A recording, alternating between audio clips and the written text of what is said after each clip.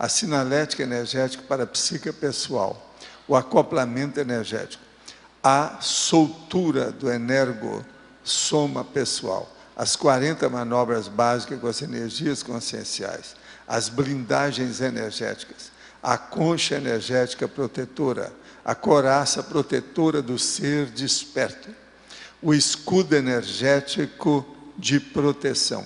E por aí nós vamos seguindo. Também depois, na argumentologia, nós falamos sobre a sanidade consciencial, sobre o SCP-2 e sobre 4 tipos de holopensênios. No fim, nós falamos sobre a encapsulação consciencial, manobra autodefensiva de eleição por parte da consciência desperta em certos holopensênios problemáticos, no desenvolvimento da interassistencialidade.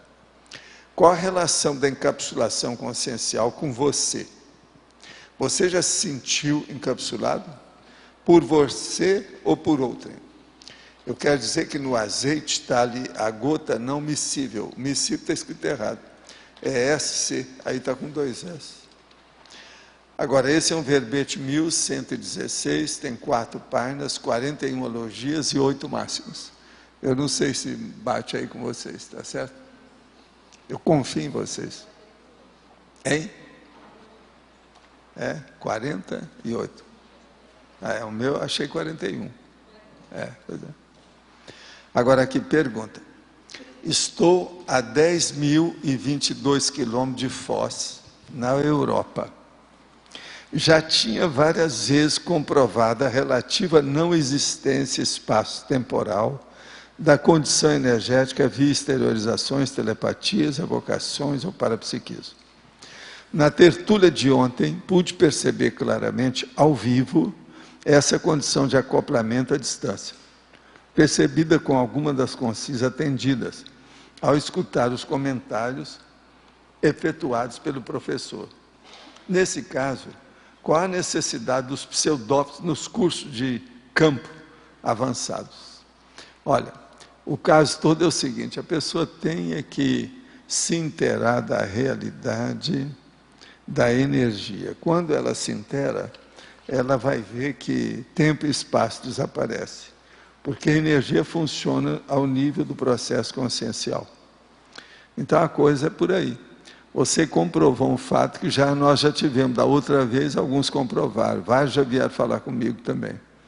E isso vai acontecer com muita gente que não está habituada, vai ser inevitável. Se a pessoa entra no campo energético que nós instalamos aqui para fazer o arco voltaico, ela vai sentir essa diferença inevitavelmente. Eu tenho uma alergia que desconfio ser de origem extrafísica promovida por assediadores. Ontem fui dormir, estava tudo tranquilo. No meio da noite acordei espirrando com o nariz escorrendo. Tentei fazer no encapsulamento, mas não sei se eu sei fazer certo. A alergia parava quase completamente, mas aí voltava a dormir e acordava novamente com a alergia instalada. Isso ocorreu 4 vezes durante a noite. Gostaria que falasse sobre encapsulamento e como fazer para que ele dure por mais tempo. Como fazer para blindar o leito. Olha, eu acho que aí o problema é esse, não. Para mim, a primeira coisa que você tem que olhar é o seu quarto. É o quarto de dormir. É a alcova. Olha bem isso aí, abre as janelas, se puder, coloca tudo quanto é aparelho para limpar o ambiente, veja as cobertas da sua cama, veja o que é que tem de poeira, tudo em cima da situação aí. Tem que dar uma geral aí. Agora, a primeira coisa, o pano úmido é uma das coisas que se passa. Agora, tem que abrir tudo quanto é janela, porta, se tiver exaustor, colocar exaustor. Se tiver desumidificador, colocar o desumidificador, que isso aí ajuda para tirar os esporos. Seria bom você ler aí o que nós já falamos aqui sobre bactéria. Então, tem vários verbetes que falam sobre os micro-organismos. Eu acho que aí seria bom ver primeiro essa parte física. Por quê? Você dormindo, pode ser as suas cobertas, alguma coisa que teve. Quando é que foi limpo? Outra coisa, examina com uma lanterna, por exemplo, a sujeira que está em cima das coisas. Só pegar de lado que você vê. Escurece todo o quarto e olha pela lanterna, que você vai ver a sujeira em cima das coisas. Aí precisa de passar esse pano úmido. Depois de muitos erros, ficou muito claro em minha mente que eu queria fazer com minha vida. Tudo veio como um cronograma. Comecei a escrever um livro e tenho mais 7 já praticamente pronto em conteúdo na minha mente. Porém, estou com dificuldade de terminar o primeiro, que está quase pronto. Talvez por eu ser um pouco ansiosa, quero começar logo os outros, mesmo ainda não tendo finalizado o anterior. Olha, você está totalmente afobadinha, para com isso. Escreva só esse livro e capriche no primeiro livro para você não se arrepender amanhã. Isso de fazer mais 7 quase pronto, você conversa fiada. A primeira coisa que você tem que fazer é o seguinte: faça uma listagem dos índices desses outros 7 livros e guarde. E não pensa neles. Trabalhe só no primeiro, para ele sair o máximo, senão não vai não. E outra coisa, o resto, os 7. Depois que você fizer o que é, escreve lá um resumo e deixa no computador. Você vai trabalhar um por um. Nada de trabalhar no 7, que esse negócio não dá certo. Vai por mim. Para quem está começando, ainda mais você que falou que tinha muitos erros, etc, etc. Colocar a restrição de só começar outro livro quando terminar esse é uma prática de auto-organização que pode trazer benefícios? Sim. Essa postura é correta? Eu estou me bloqueando? Olha, até o momento você não pode mexer com esse 7 aí, que isso é besteira. Ou é melhor começar vários e terminar naturalmente? Não, não pode não. Como sempre fui desorganizada no passado, tenho dúvida de qual procedimento é o mais produtivo. Parece que você ainda é desorganizada, porque está um pouquinho afobadinha. Isso é dispersão. Uma pessoa, por exemplo, ela vai primeiro faz uma coisa, depois passa para outra. Isso é organização. Quando a pessoa quer fazer 8 coisas simultaneamente, ela não faz nenhuma. E é aquilo que eu falo dos cariocas, o político carioca. Ele põe um pé num barco e outro pé no outro. Depois, os 2 barcos e ele se afundam, naufragam. Agora, ó, qualquer coisa para escrever seu livro, dê um pulo aqui à Foz e vai ao Holociclo, que a turma te dá uma geral. Tem também o curso de formação de autores. Quais são as melhores fontes para o estudo da energossomática, exceto os tratados de Conscienciologia? Até onde as teorias utilizadas na acupuntura são úteis? Olha, quanto mais você estudar os processos de energia, melhor. Mas a coisa mais séria é o seguinte: nunca saia dos princípios básicos do estado vibracional, senão você vai perder tempo com isso. Qual a relação entre encapsulamento e acoplamento áurico? Encapsulamento pode trazer riscos para o encapsulado? Como ocorre depois do desencapsulamento? Qual pensionização é mantida concomitante à esterilização de energia para estabelecer o heteroencapsulamento? Poderia fazer uma breve demonstração prática? Olha, a prática agora nós estamos cobrando mais, né, para fazer uma coisa dessa. Não pode ser assim. Que é isso? Senão daqui a pouco todo mundo vai querer que eu faça striptease, tira a roupa. Esse negócio vamos devagar com a andor. Eu atendo todo mundo que me pede as coisas, até um certo limite, a gente tem que ir com calma. Agora, qualquer coisa, dê um pulo aqui, tem tanto curso que a gente dá, que o povo está fazendo, a gente pode mostrar como é que é. Agora, outra coisa que eu quero dizer é o seguinte: encapsulamento é uma coisa, é a pessoa que fica encapsulada, ela fica dentro de uma bolha. Agora, acoplamento áurico ou energético é a pessoa que entra e faz assimilação com a outra, reciprocamente. Esse é que é o caminho. As coisas são mais ou menos parecidas, mas são diferentes. Elas se assemelham, são similares, mas não são idênticas. Vamos entender isso direitinho, tá certo? Agora, eu quero dizer para vocês que o Jornal da Aracê acabou de sair aqui, mais um número, ano 7, número 70, de janeiro de 2009. Perspectivas educacionais e impactos da implantação da Cognops lá no Espírito Santo. São os temas abordados pelo professor Rion Braga. Agora, também tem uma entrevista com Dirceu Schneider de Moraes. Tem também aqui uma série de fotos dos laboratórios, etc. Tal. Lá já tem um monte de laboratório. Obras construídas e supervisionadas. Laboratório do EV, Sinalética Energética, TNFs, Pensenologia, Diferenciação Pensênica, Grupo Karmologia, Heurística, que é o Laboratório Radical da Heurística do Serenário, tem 3. E da autoconscienciometria, o Laboratório da Imobilidade Física Virgem.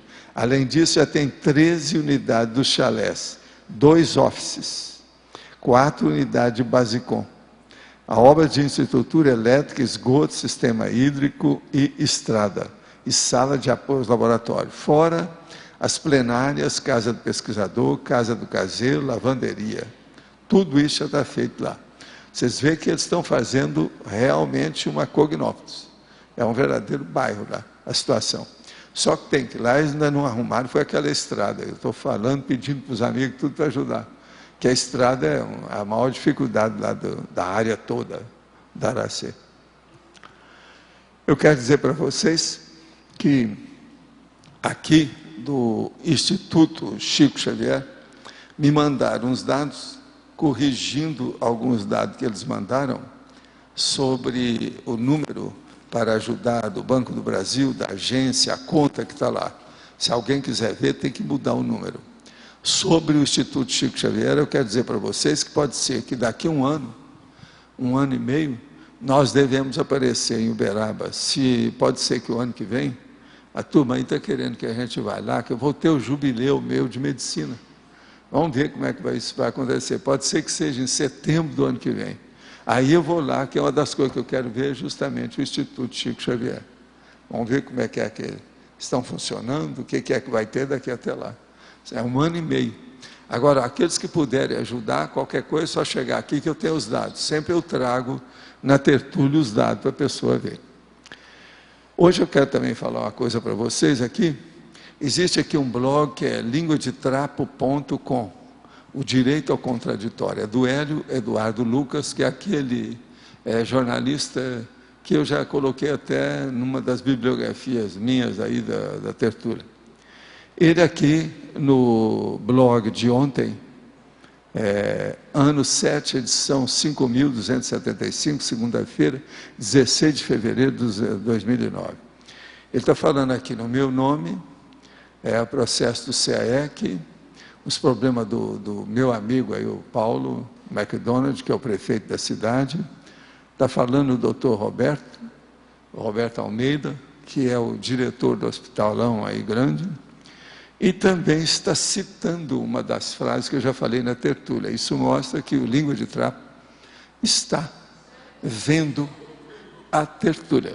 Então ele falou aqui, falar aquilo que quiser, quando quiser, em qualquer lugar. Esse é o verdadeiro tesouro, a verdadeira fortuna. Eu já falei isso aqui mais de uma vez. Agora ele colocou, professor Valdo Vieira, em uma tertúlia do CAEC.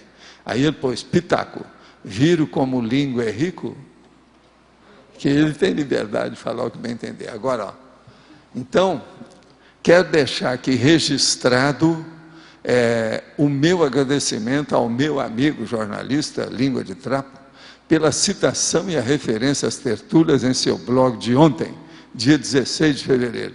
Tá certo? Estou colocando aqui o negócio, o meu agradecimento peremptório, sério, a ele. Tá certo? Muito interessante. Vocês sabem, todos são meus amigos, o Paulo, ele, todo mundo que fala aqui das nossas coisas. A revista que agora saiu, nossos amigos da revista, tudo isso aí, eles estão ajudando de qualquer maneira. Falou das nossas coisas, chama atenção. E aquele nosso amigo também que está tirando aquelas fotos enormes aí, que vale a pena, que tem tudo, foto inclusive do tertuliário, né? Isso tudo aí vale a pena.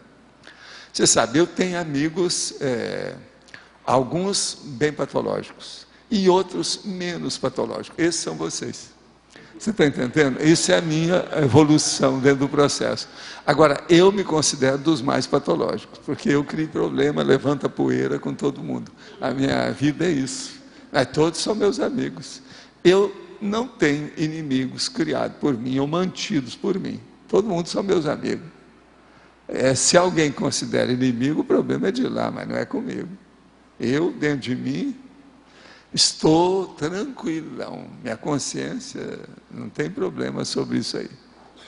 Inclusive, eu não tenho dor de cabeça, que é uma coisa séria. Nunca tenho dor de cabeça, né? É engraçado isso. Mas, gente, eu queria saber o seguinte, quando é que vão fechar? Aquilo ali já está fechado, tá? Para eu poder tirar, porque quando o negócio está aberto aqui, eu não posso que me pega toda a cabeça. Agora, quem é que estudou aí? Quem é que está com o microfone? Pode falar. Professor Valdo, aqui na patologia, na primeira linha, tem assim, ó, o círculo de radiância da pessoa.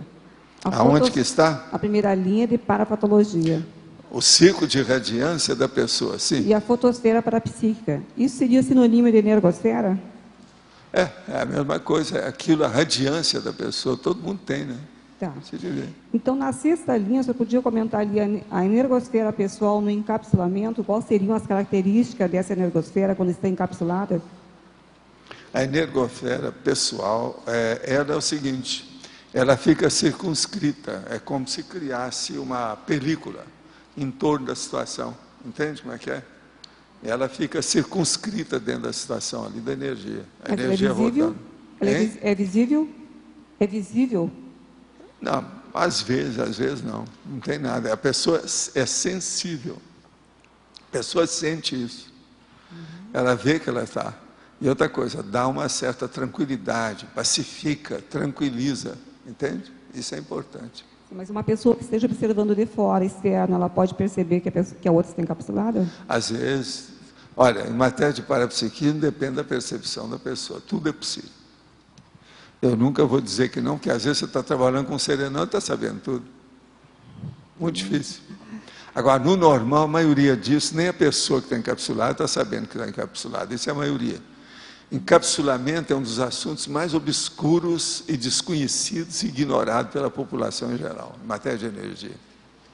É tanto que procura por aí para ver se você vê livros sobre isso. Você quase não vai achar. Isso aí é dos temas que nós falamos aqui avançado. Tá certo? Posso fazer mais uma pergunta? Pode. Não estamos cobrando nada hoje, não é isso? Aqui na binomiologia tem assim, o binômio energosfera pessoal e ressaca energética. O binômio energosfera pessoal e primavera energética. Você podia fazer um cotejo desses dois aí? O binômio energosfera pessoal, energosfera pessoal, ressaca energética, é isso? Isso, e o outro é energosfera pessoal e primavera energética. É, primavera energética. O problema todo é o seguinte, aí é o seguinte, a energosfera é esse processo do holopensene natural da energia da pessoa. Agora, se ela está de ressaca, ela está sentindo mal, aquele holopensene fica alterado e ela não se sente bem. Isso, então, é o que acontece, é muito mais comum do que a gente pensa. Agora, a energosfera pessoal e a primavera energética é o contrário. Ela chega e todo mundo olha e não sabe o que ela tem. Ela está mais simpática, entende? Tem alguma coisa diferente. Agora, isso em mulher é um problemão. Quando acontece isso, cria problema por tudo quanto é lado. Então, às vezes, você vai ver aquela mulher que sempre foi um canhão. Naquele dia ela está linda, maravilhosa. É assim como é que fala aqueles nomes da televisão? Fantástica, linda, maravilhosa. Você está entendendo? Isso tudo é devido à energosfera que mudou. Agora, isso é sensível. A pessoa, de modo geral, as pessoas percebem alguma coisa, mas não sabem o quê. O diagnóstico é muito raro se dá certinho. Agora, ó, uma coisa séria. Toda dupla evolutiva devia examinar o duplista ou a duplista, que tem a hora que a pessoa muda. Então, a aura fica shining, ela fica radiante da pessoa. Isso tudo tem que olhar. Que às vezes houve alguma interferência de amparador, alguma coisa assim, fora de hora. Uma outra coisa. Eu não quero dizer que a pessoa está produzida, só porque a mulher, por exemplo, foi ao salão de beleza, volta, não é isso não. No normal dela, ela fica diferente. Eu, às vezes, falo isso com as pessoas, mas às vezes eu falo também, essa semana mesmo eu falei com uma pessoa que entrou no Locico, que tinha um amparador com ela está totalmente radiada, tudo cheio, e ela não percebeu muito não, mas está tão feliz, tão alegre e tal, mas não sabia por quê. Eu cheguei e falei, teve até gente que escutou eu falando lá na hora, lá, tinha gente lá junto. A pessoa não está aqui, não está aqui não. Mas isso, às vezes, aí no caso, já é um amparador, o negócio não é mais sério ainda. Mas às vezes isso ocorre porque a pessoa está brilhante, radiosa. Você está entendendo? Entende isso?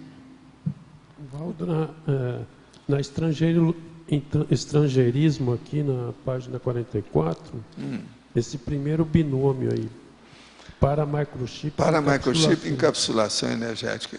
Isso aí é o seguinte, se a pessoa tem um para-microchip, é mais fácil fazer encapsulamento.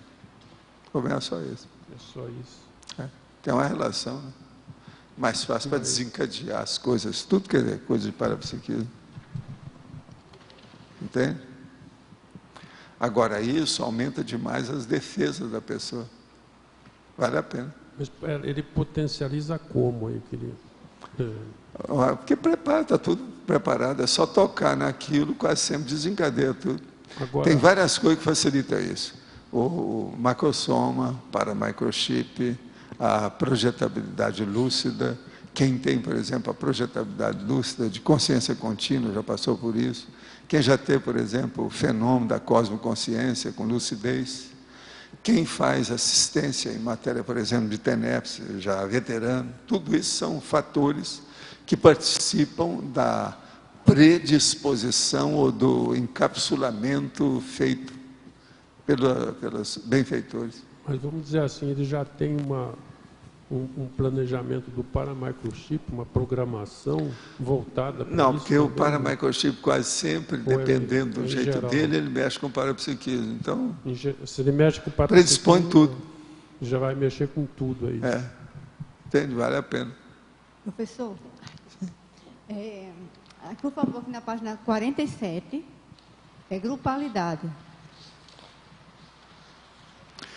Ocorrem encapsulamentos grupais conforme as necessidades evolutivas dos grupos na sociedade patológica, promovidos de modo circunscrito pelos amparadores extrafísicos, seja para defender o próprio grupúsculo evoluído dos demais, ou para defender alguma comunidade do grupúsculo menos evoluído e nocivo, ao modo do ocorrido com o trabalho dos departamentos intrafísicos de polícia. Esse encapsulamento. Como é que Como é é? que acontece isso? Acontece Por para defender o povo, melhorar. Quem tem assistência, recebe assistência. Tá certo? Tá. Agora, é preciso ter méritos. Tudo aí depende do mérito, merecimento, a necessidade. Tá certo? Necessidade com mérito. Aí acontece. Tá numa família, assim, uma pessoa pode ficar encapsulada para não sofrer Pode. tanto com aqueles problemas. Tá, é isso. Agora, por exemplo, uma pessoa encapsulada, acontece um incêndio. Essa pessoa não vai sofrer nada nesse incêndio. Alguma coisa vai acontecer com ela, se ela está encapsulada. Ok. Por isso que o processo de energia é uma coisa muito séria. Mexe com tudo. Agora, a pessoa precisa de ter experiência disso para ela ter confiança. Porque falando assim, ninguém admite. Sim. Eu já conversei com bombeiros sobre essas coisas. Entende? E eles admitem que tem certas coisas que eles não entendem. Que ultrapassa tudo quanto é aparelho, aquelas máscaras, aqueles escafandros que eles usam para entrar no fogaréu, nas chamas. Tem gente que não pega. Ok, obrigada. Qual a hipótese do professor para isso acontecer? Porque é encapsulamento energético e É o mérito. ela tem mais inspiração? Não, Mérito e energia. Se a pessoa tem, não tem jeito. É aquilo que o povo chama de corpo fechado. é um pouco... Isso é um fato. Essas coisas acontecem. Agora, tem gente muito habilidosa nessas coisas, né? Existem muitos filmes sobre isso. Essa semana mesmo está passando filme por aí, assim, mas eu mesmo vi um agora, essa semana. Chama Em Chamas. Em Chamas. Esse Em Chamas é interessante.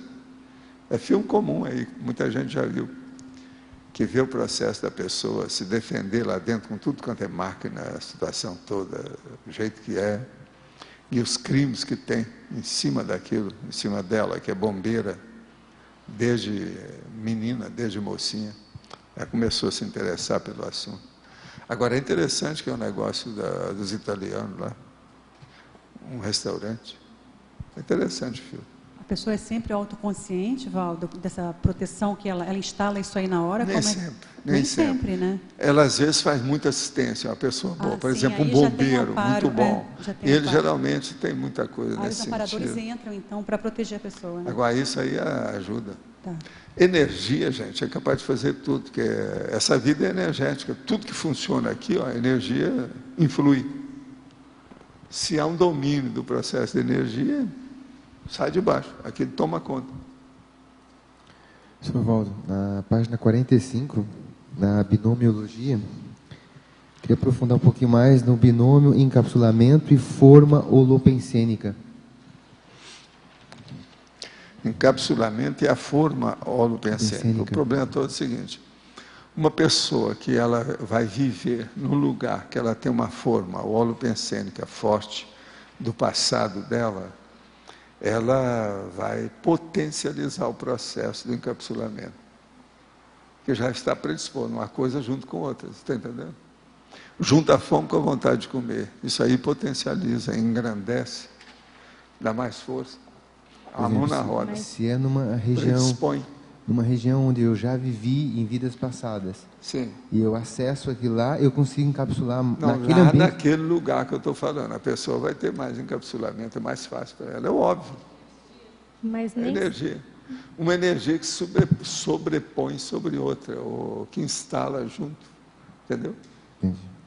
Professor Pode Valdo, falar. na página 46, na parafisiologia, Sim, PCP2, você pode explicar o primeiro item, o projétil? o corpo estranho constituído pelo projétil consciência alojado no soma holopensene da vítima, considerado inoperável. Por exemplo, em local junto à coluna vertebral, enquistado, cisto pouco a pouco pela reação da imunidade do organismo. Então isso aí é que é um negócio sério, um corpo estranho. Tem muita gente que morre com um corpo estranho lá dentro. O meu avô, quando morreu, ele tinha 3 chumbos dentro de 3 balas. Ele tinha sido delegado. Tinha 3 chumbos no corpo. Agora, esse corpo estranho é consciência. É a consciência alojada. Fisicamente que eu estou falando aí no caso. Né? Mas tem de tudo, né? Aí precisa de ver. Entende? Agora, o problema todo é da pessoa. Agora, eu estou falando, alojado no soma, que é o holopensene da vítima. Por exemplo, junto à coluna vertebral, uma das coisas mais difíceis que tem de tirar corpo estranho, né? Na cirurgia. Tá certo? Professor, Sim. no caso da forma holopensênica, que favorece o encapsulamento, mas se essa forma holopensênica não traz um rapport mais evolutivo para a pessoa, esse encapsulamento também é favorecido não sadiamente, né? Não, por causa do ambiente, é o processo da parageopolítica, a forma holopensene que é a parageopolítica. É a geografia política extrafísica da história ali. Isso junta a fome com a vontade de comer, que eu estava falando, uma coisa junto com a outra. Encapsulamento é tudo de energia, a forma também. Então, uma coisa auxilia a outra. Agora, isso é uma coisa muito nova, o povo não está habituado com isso, né? Nós estamos falando de 2 coisas totalmente novas. Forma holopensênica e encapsulamento energético. Poucas pessoas estão entendendo essas coisas todas, por enquanto, é tudo novo. Agora, no curso intermissivo, tudo foi falado e muito mais coisas sobre esse assunto. Então, mas e a forma holopensênica, assim, nem sempre, naquele momento, é positivo. Às Não, vezes a você forma é o volta... seguinte, você vai para um lugar e você já viveu ali. Então, tudo ali é favorável a você. Você tem um holopensene predisposto a se encaixar em tudo que tem ali. Tudo é a seu favor. Você está entendendo? Agora, é lógico que o encapsulamento é uma das coisas mais sérias que tem, porque tudo é geopolítico. O encapsulamento da própria pessoa, parageopolítico. É a geografia que está em torno da pessoa. É a parte física, extrafísica da própria pessoa. Entendeu?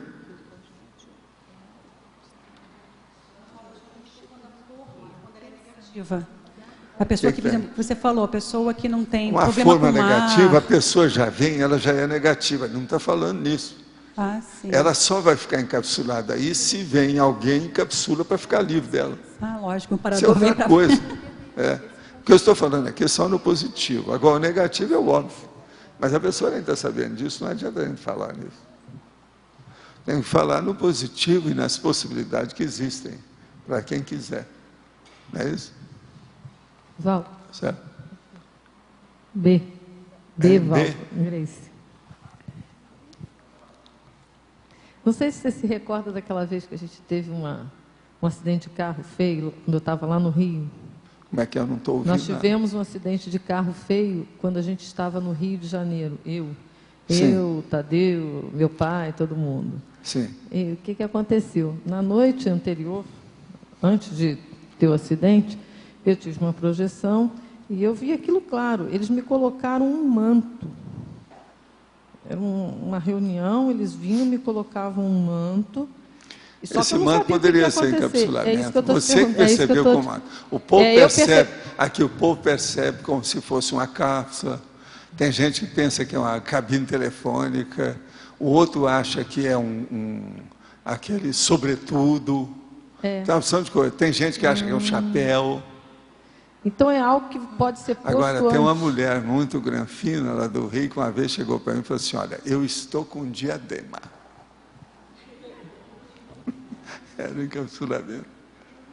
Mas era um diadema, ela achou por causa da cabeça, que ela sentiu na cabeça. E quando eles põem aquele capacete? Pois é, o capacete é você que está sentindo que é o capacete. Tudo isso pode ser encapsulamento. Agora, veja, existem os paramicrochips, né, que a gente não sabe como é que isso funciona. Cada um tem que examinar e ver. Agora, isso de, vamos dizer, envoltórios, tem de tudo. Se vocês pensarem, eu já ouvi isso. Tem de tudo. Se a pessoa está habituada com certo tipo de coisa, ela usa aquilo. Por exemplo, no lugar que tem neve, o povo, na mesma hora, acha que é um sobretudo daqueles grandões, e cheio de pele, milhão de coisas, que parece que vem em cima da pessoa. Porque é confortável, dá uma sensação... Não, agora o problema é esse. Né? Lá pelas tantas, você fica autoconfiante, porque dá uma força para a pessoa. Eu lembro que nós estávamos no aeroporto de Miami, eu e a Graça, quando o povo lá, as moças foram se despedir da gente. Aí, na hora que nós estávamos lá, falou assim, olha, vocês agora podem voltar para casa, que nós vamos esperar o avião. Mas, Valdo, tem esse problema do tempo e tal. Eu falei assim, calma, que isso aí nós vamos esperar aqui. Mas vocês não precisam ficar aqui, vai cuidar da vida. Então, elas foram embora. Aí a Graça vira para mim e fala assim, eu estou sentindo que nós estamos com alguma coisa envolvida, vocês estamos. Agora, ó, vamos preparar para o que deve é. Aí ela pediu, a hora que viu que o negócio, que os aviões não saíam, que a tempestade em New York estava enorme, lá também começou a chover, ela vira para mim e fala assim, como é que é? Trabalha com energia, dá um jeito.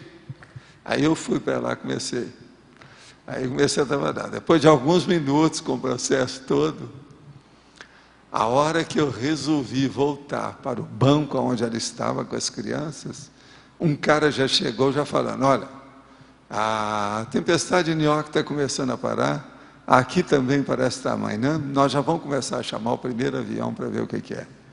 Aí eu viro para ela e falo assim, olha, você está encapsulada e eu também. Nós vamos viajar de qualquer maneira. Pode ser que a gente vai entrar e sair desse avião várias vezes. Não interessa, nós vamos que não vai cair nada. Nós vamos. A chuva vai parar agora, fica quieto. Eu já estou sabendo de tudo. Estou por dentro dos bastidores.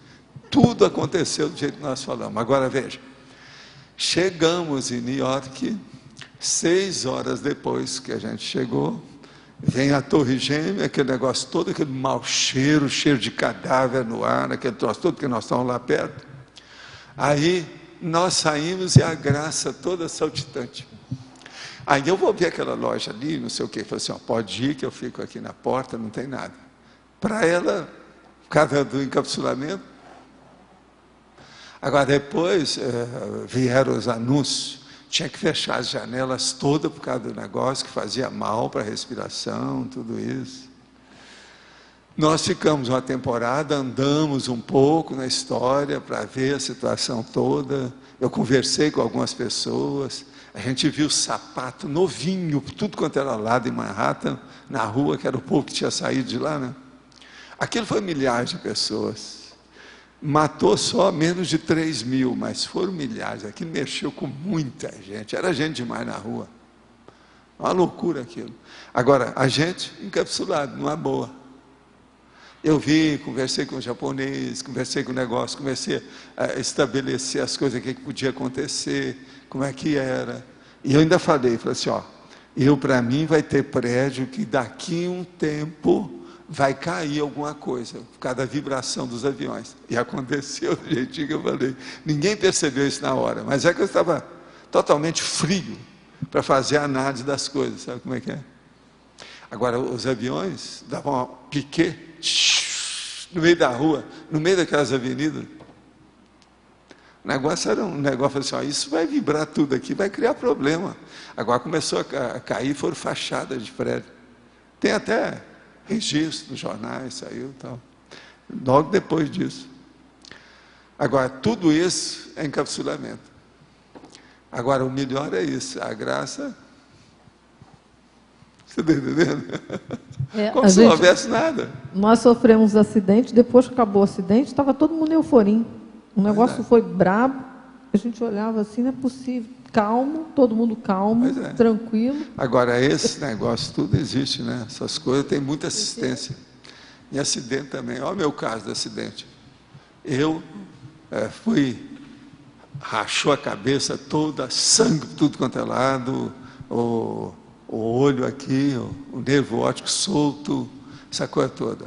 Pelos cálculos lá, eu fui atirado do carro mais ou menos a 8 metros de distância. Aonde eu bati aqui, ó, quebrou o lugar, porque estava lá o sangue, eles viram o lugar todo. Eu não vi, porque eu desmaiei. O cara que bateu o caminhão, chegou, viu, falou assim, esse cara está morto. A hora que me viu, caiu fora, nunca mais apareceu. Agora, o que se passa? Eu estava então já entrando em coma. Voltei, peguei todas as documentações, dei para o meu colega, na hora que eles estavam mexendo com a ambulância em cima de mim. Dei para ele e falei assim, ó, eu não sei quando é que eu volto aqui agora, que eu vou fazer uma viagem. Ele começou a rir, eu também. Dei para ele. Aí fiquei quieto lá, entrei em coma. Passei uma semana de coma, em coma. E voltei. Voltei já sabendo tudo que precisava, como é que era e tal. Quando há assistência, não tem nada. Agora, tem umas coisas estranhas. Por exemplo, eu estava com a minha lente de contato. Uma delas ficou no olho, a outra ficou aqui. Eles pegaram as duas e guardaram para mim. Não houve modificação de nada. Agora, se eu tivesse ficado do carro, se eu tivesse com cinto de segurança, eu tinha virado papel. O carro virou assim, eles nem sabem quantas voltas eram, mas eles calcularam 4 voltas que ele deu, porque o caminhão, o impacto foi muito forte no carro. O carro era um Impala, novinho, branco, uma beleza, o carro americano, uma beleza lá, da diretoria da empresa. Agora, ficou moído. Ele que tinha lá, não sei quantos metros de distância, ficou todo moído, eles encontraram. Eu não vi, porque... Mas eles é que falavam assim, ó, foi uma loucura aquilo. Agora, o motorista só machucou no ombro. Agora eu não, eu tive muita coisa. Uma semana depois do meu coma, eu tinha 56 escoriações. Eu virei para eles e falei assim, não, isso não tem nada, a gente cura. 5 e 6 são 11, isso é para mim, não tem nada. Foi batata. Nós nem curamos esse negócio todo. A única coisa que deu depois, custou muito, foi o processo do olho. E o problema desse ombro, porque o meu braço estava nas costas, né? Eles pegaram, meu braço estava nas costas, saiu você sabe, essa articulação é muito difícil. Isso deu trabalho. Uns 2, 3 meses lá, eu trabalhei. Agora, o que eu vejo é isso, tudo é problema da assistência. Valdo. Outra coisa, eu vi direitinho a hora que o cara ia bater no carro. Eu falei assim, ele é louco. Foi a última coisa que eu falei. O motorista está louco. E o negócio foi, aí já não viu mais nada. Você teve assistência, lógico, né? Não, agora, eu tive assistência. Agora, eu sabia também o que ia acontecer e tinha a minha amiga que foi lá de manhã para me avisar. Sim, você contou. Porque eu ia de carro para a empresa, saía lá de Ipanema. Então, ela pedia para eu ficar na esquina tal, que ela queria falar uma coisa comigo. Ela me telefonou, mas pessoalmente. Ela falou assim, não vai nessa viagem. Que o acidente que eu vi é horrível. Eu falei assim, eu sei, mas eu tenho que ir, eu não posso recuar. Eu não estou fazendo nada errado, ninguém está fazendo nada errado, nós estamos a serviço, está tudo certo. Não tem nada. Agora, o melhor da história é que a maioria das minhas viagens eram de avião, na ponte aérea. E eu estava aproveitando o Impala que veio com o presidente da empresa, com o motorista principal da presidência, para voltar para São Paulo. Agora, era mais ou menos 9h15 da manhã, em Seropédica. Tinha chovido, já tinha parado, o dia estava bonito, temperatura boa, quando aconteceu o acidente para valer. Agora, o repórter S falou, né, que eu ia ser enterrado no outro dia, etc. Então, apareceu gente do Rio Grande do Sul para ver meu enterro, tal, não sei o quê. Gente, uns 2 ou 3 lugares. Aí chegaram no hospital, eu estava lá de coma. Não, o homem está em coma. A gente não sabe o que vai dar, tem que esperar, tal. Mas você tinha que ir, você não poderia não ter ido, não vou... Não, entendeu? o que eu achava é o seguinte, eu tinha que enfrentar aquilo, porque senão seria pior. Se mostrasse moleza, seria pior. Agora, eu falei com ela, falei assim, ó, pode ser, é bem possível que vai haver acidente mesmo, mas veja, eu vou escapar dessa, deixa comigo. Aí ela tinha confiança. Essa senhora, ela teve muitos fenômenos trabalhando comigo, é gente do Rio, que me ajudou, você está entendendo? Foi ela que mandou fazer, ela era muito assim, caprichosa. E estudou muito, e outra coisa, muito refinada nas coisas dela toda. Então, o que passa? Ela mandou fazer uma caixa de lixo para o meu consultório. Eu usei isso depois, muito tempo até na minha casa, porque era uma perfeição. É uma caixa quadrada, toda feita, que não pega fogo, e com 4 rodas. Então, você puxava para onde você queria, para guardar. E outra coisa, muito fácil de limpar, porque, sabe, limpável. Aquilo eu usei durante muito tempo. Agora, ela era terrível, em matéria de decoração, recheio decorativo, essas coisas todas. Ela me ajudou na questão do consultório lá. Uma das pessoas, ela é muito inteligente, muito viva. Uma senhora fora de série essa aí. Outra coisa, ela é socialite, é gente alto nível lá. Tinha contato com senhoras dos políticos, tal, um monte de coisa. Eu vi muita coisa com ela. Agora, ela desenvolveu mais comigo o processo da clarividência, com as coisas todas. Entende? Não, ela não chegou a ser, não. Eu não sei depois o que aconteceu, porque depois, eu não sei, houve algum processo na família lá, não sei. Ela tinha um filho, o marido dela era um senhor, muito sério, da sociedade também. Eu não sei o que deu depois. Agora, tinha uma amiga dela que eu tratava também durante muito tempo. Agora, ela mesma chegou depois lá no hospital e falou, não, ele vai sair de tudo disso. Ele me falou antes, não tem nada, você tem medo. Aí foi o irmão do Arigó, foi lá consultar o Arigó, que eles pediram do Rio para ele ir lá falar. Chegou para o Arigó e falou assim, olha aqui, o Valdo teve um acidente, está de coma, situação precária, foi horrível. O Arigó falou, Valdo, besteira.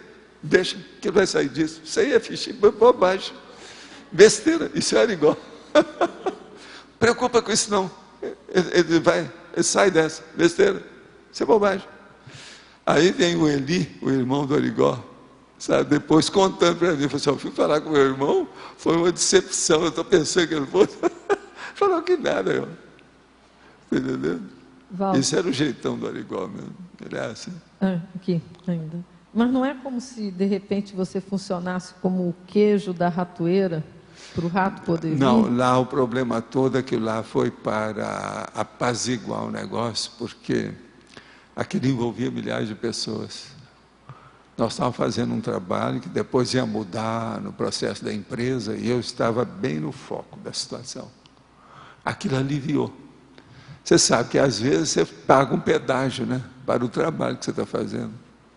Agora, aquilo mudou também, inclusive minha vida, com a situação toda, que eu entrei para resolver mesmo depois. Fui trabalhar nisso.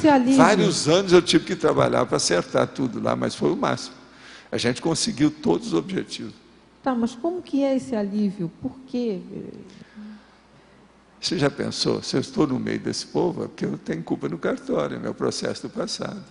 Eu fui lá para pagar o pedágio, fazer um pré-requisito, aprender, dar o processo. E outra coisa, depois daquilo eu falei assim, qualquer coisa que eu mexer aqui agora vai dar certo. Minha autoridade moral, ponto de vista profissional, do trabalho, das coisas todas, tudo deu certo, realmente deu. Agora, se eu tivesse medrado, tirado o corpo fora, poderia acontecer coisa pior.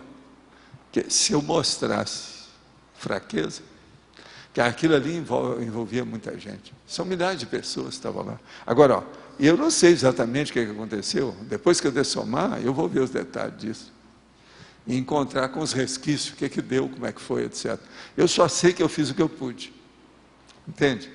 A minha reação, por exemplo, com o corpo foi muito boa, foi rápida. Não deixei que fizesse a cirurgia na minha cabeça, porque isso ia acabar comigo. Entende? Eu superei o processo todo. Agora, veja, até hoje eu tenho as consequências todas do acidente. Isso foi na metade da minha vida. Eu tinha 38 anos. Eu estou com 76, na metade da minha vida. Esses 38 anos eu tive problema. Até hoje eu tenho. Ó, nesse instante não tem nada aqui no meu, porque a minha parte aqui, ó, eu tinha 1,80 m. Hoje eu tenho 1,76 m. Eu perdi 4 centímetros. Eu não sei aonde. Para onde eles foram? Quer dizer, eu fiquei achatado, alguma coisa aconteceu. Agora, o problema maior mesmo é aqui. Agora, a interpretação disso, que em geral a gente interpreta ao contrário, acha que vai estar tudo dando não, errado. Não, mas você me conhece. Eu sempre olho o lado melhor que eu posso. Você está entendendo? Esse aí, por exemplo, era o jeito de ajudar muita gente. E realmente deu certo. Uma opção de coisa lá. O negócio deu certo depois. Valeu a pena. Agora, se tivesse que passar de novo, eu não sei o que é que eu teria que remendar. Eu não sei. Talvez tivesse que passar mesmo. Topava de novo, porque não tem outro jeito. Eu não vejo até hoje muita saída para solução para nada daquilo. Uma outra coisa, o acidente foi acidente de trabalho. Eu estava trabalhando, eu era lá o homem que assinava as ações no mercado de ações na Bolsa de Valor do Rio de Janeiro, que existia naquela ocasião. Você está entendendo? Eu era procurador oficial. Nós tínhamos um outro, foi esse que foi atrás de mim logo, porque eu estava com um monte de material para levar para São Paulo, tudo de documento. Isso ficou no carro, estava lá junto comigo, não teve nada. Foi esse que eu entreguei depois, na hora que eu voltei para o corpo. Eu voltei a alguma coisa, na hora que eu estava me colocando na ambulância, porque eu estava totalmente... O cara que viu, o motorista que machucou só uma parte, viu a hora que o motorista do caminhão que bateu, foi lá e me viu. A hora que ele viu, falou assim, nossa, o cara, matei o cara. Então ele foi embora. O meu motorista lá, que estava comigo, viu, do Impala, entende? Viu do caminhão. Mas foi só isso que viu. Agora, eu, por exemplo, se visse o cara, eu ia lembrar, porque eu vi a cara dele várias vezes, a gente andou junto na estrada, junto. Ele saiu da estrada. Agora, parecia que ele tinha tomado Pervitin, foi isso que eles estudaram. Pervitin para dormir. Ele dormiu na hora que voltou, ele não viu que o caminhão vinha vindo. Então ele veio em cima, não teve saída daquilo ali. Foi muito bem feito o acidente, muito bem plotado. Você está entendendo? A situação é de estudar isso tudo. Agora, o problema todo é que eu pedi depois, esqueça, não vão atrás desse homem, não, vamos esquecer, perdoa, isso tudo tem sua razão de ser, deixa para lá. Porque eles queriam mandar detetive, milhão de coisas lá, o povo, eu falei, não, para com isso, vamos deixar. Eu estou vivo, eu vou viver, eu vou sobreviver, isso aí não vai me matar, besteira.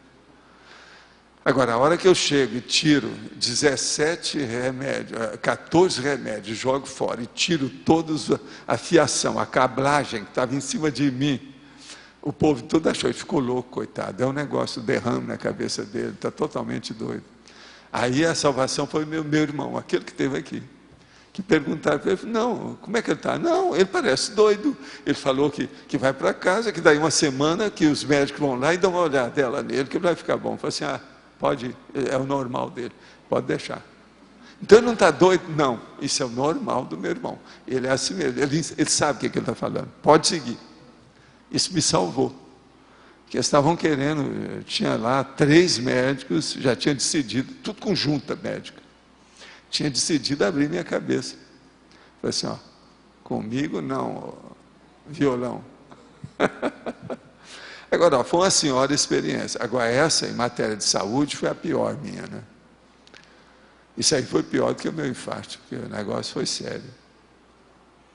Agora, vocês há de ver depois, eu aparecer para o povo normal. Tinha gente que tinha medo de chegar perto de mim. Eu não entendo por quê, né? A hora que veio a moça de Porto Alegre para ir no meu enterro, que ela encontra comigo, Valdo, é você mesmo, né? Está tudo bem, né? Porque ela ouviu o repórter S falando que eu ia ser enterrado, tal. Tinha entrado em coma, mas que ela estava já, ia ser enterrado de manhã. Então ela foi para o Rio, por causa da família, uma opção de coisa, a gente que era ligada às minhas coisas de estudo lá, espírita, uma opção de coisa. Assim nós tivemos umas 3 no Rio, 3 pessoas que foram lá para ver meu enterro. Agora, que é engraçado esse negócio assim, depois que passa a gente ri. Agora, o negócio aqui da articulação é que me chateou mais, o negócio de fazer assim. Agora, me colocaram uma enfermeira alemã, fortona, baixinha, retaco, nossa. Ela falou assim, não, o senhor vai recuperar tudo isso. Já vi pelo seu corpo, a situação toda, o biótipo, tal, deixa, isso aí tudo a gente dá jeito. E a malhação todo dia.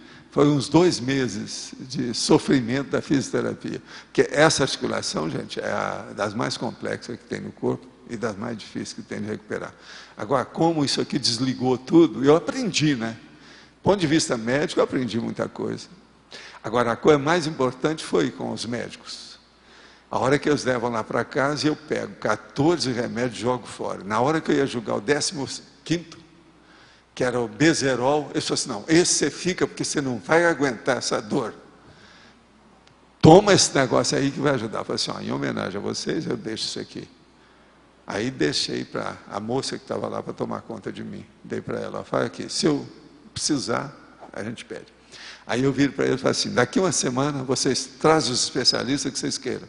E vocês me dão o check-up geral aqui, dão a geral. Vocês vão ver que eu vou consertar isso tudo numa semana. Eu já fiz isso com outras pessoas, por que não vou fazer comigo? Besteira. Aí eles começaram tudo a rir. Para levar um negócio que está todo mundo num drama. Agora eles falaram na companhia, ó, se aconteceu alguma coisa, não tenho nada a ver com isso, o problema é dele. Aí eles falaram, não, ele é médico, ele sabe o que ele está fazendo. Uma semana eles voltam lá, está tudo consolidado, as coisas todas melhor. Eu já não estava mais sentindo aquelas coisas doidas na cabeça, sem parar. Então, aí quiseram me levar para a faculdade, para ver meu caso. Eu falei assim, não senhor, nada disso, não vou lá não. O que é isso? Eles queriam que eu bancasse cobaia da história. Mas é que os caras não puderam fazer a cirurgia, eles queriam pelo menos tirar uma casquinha na clínica, para mostrar como é que era. Mas, sob esse ponto de vista, então, o seu infarto também poderia ter sido isso? O infarto foi uma bênção para mim. Mas um pagamento também, o infarto acabou com pedágio? o workaholismo. Eu estava workaholic, aquilo ia me matar. Tá, mas independente disso, poderia ter sido também um pagamento de um pedágio? Não, aquilo lá foi uma bênção que me fizeram. Me fizeram para eu mostrar o processo também da hipertensão, que eu não tinha antes, tal. Nunca tinha tido. E outra coisa, eu mudei minha vida, né, a partir do infarto. Com 28 anos, formatura. Outra coisa, eu trabalhava demais, aquilo era uma loucura mesmo, é workaholic, aquilo ia me matar. Agora, eu encontrei com o Eurico Barçanuvo, perguntei para ele fora do corpo, escuta, você morreu com 38 anos. Pois é, mas sob certo aspecto foi um suicídio, ele falou para mim. Eu ajudava demais, os outros trabalhavam demais em Sacramento, isso acabou comigo. Agora vê, você está pior do que eu. Eu tive 38 anos, você com 28 você teve esse problema. Você tem que olhar, tem que mudar a sua vida. Depois que ele falou isso, aí eu fui seguindo tudo que os médicos falaram. Então a primeira coisa, de 3 em 3 meses eu saía de Uberaba. Sabe, para sair, porque lá não tinha jeito. Era gente demais. Como é que eu ia fugir daquilo? Não dava. O jeito era cair fora. Não, eu não fico lá, não tem jeito de se atender ninguém. Hein? Como é que é? Saía de lá e ficava quanto tempo? Eu de ia para fora? São Paulo, a gente comprava livro, depois ia para o Rio. Eu comprei um apartamento no Rio, lá em Ipanema, e a gente trabalhava no Rio. O Chico ia comigo sempre nas viagens, aquele negócio todo. A gente já tinha o local. E outra coisa, a gente arranjou um amigo nosso que às vezes a gente ia de carro, de Uberaba ao Rio, de carro. Ele tinha um carrão, um Thunderbird, daqueles grandões, sabe como é que é? Aquilo ajudava muito, dirigia muito bem, conhecia muito a estrada, com as coisas todas, tudo isso a gente fez. Agora, 3 em 3 meses a gente viajava. Isso, e ficava lá quanto tempo? Ficava, às vezes, 15 dias, 3 semanas, depois voltava. Entendendo? Agora, nós íamos tudo quanto era livraria, o Chico também, né, gostava de ir à livraria igual eu, esse é que era o nosso ponto sério. Então a gente comprava livro, lia, recebia mensagens, escrevia livro, tudo lá. Isso foi de 1960 até mais ou menos 1964. Agora, em 66 eu deixei tudo. Em 65 nós fomos fazer viagem fora.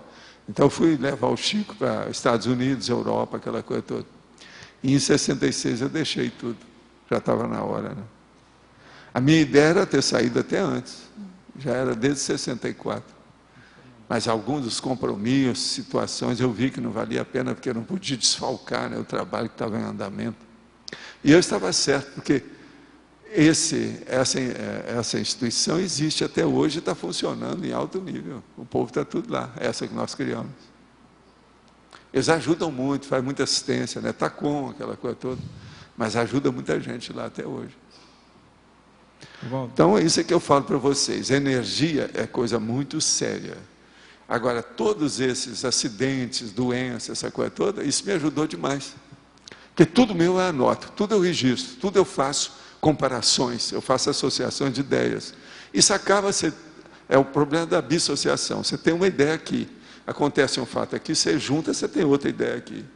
E isso eu fiz a vida inteira. Isso me ajuda na questão do desenvolvimento. Qual que é, assim, na prática mesmo, a técnica para instalar um encapsulamento energético? O que a pessoa... Eu quero instalar um encapsulamento. É pensar e querer. Ela começa a mexer nas energias, aquilo começa... Do jeito que é que tem... Aqui, ó, no estado vibracional, não tem o encapsulamento seu que você faz em circuito fechado, é isso. Agora, você faz isso em alto nível. Então, com o passar do tempo, você vê que está encapsulado mesmo. Mas começa pelo EV, então... E aquilo se mantém. A vontade sua junto com a intenção positiva. Aí você consegue. Agora, veja, os amparadores quase sempre no início ajudam a pessoa, né? Para ela saber como é que é. Sempre é um trabalho Agora, outra de equipe. coisa, você pode encapsular e ficar invisível. Eu mostrei isso no Rio de Janeiro. Eu saí uma manhã, às tantas horas, em Ipanema, com o povo. Tinha umas 3 pessoas me fazendo investigação. Então eu falei assim, hoje eu vou abrir as comportas, tudo vai em cima de mim. Então eles ficavam mais atrás e eu ia na frente. Os cachorros vinham falar comigo, o povo ia falar, a velhinha vinha, parava o carro para falar comigo, eles ficavam besta. Agora no outro dia, mesmo horário, eu vou no mesmo itinerário, hoje eu vou encapsular. Eu passar no mesmo lugar, não chamar a atenção de ninguém, até lá no fim. Falei assim, é uma loucura tudo isso, como é que é possível? Isso é que eles chamam da invisibilidade, da magia, aquela bobagem. Mas isso é besteira. Nada fica invisível, não. Fica refratário. Entende? Dá um processo de refratariedade, vamos dizer, fugaz. Mas existe a refratariedade. Então, o encapsulamento, ele é sempre de equipe, é uma amparadora que sempre auxilia o... Não, ele ajuda, mas você mesmo faz isso. Eu sou capaz de encapsular, por isso que eu não tenho esses problemas. Você já pensou os lugares que eu fui no Oriente e saí de lá incólume, ileso, indene e completinho, como diz o cara, você está completinho, não tem nada, você está entendendo? Porque isso é que eu duro.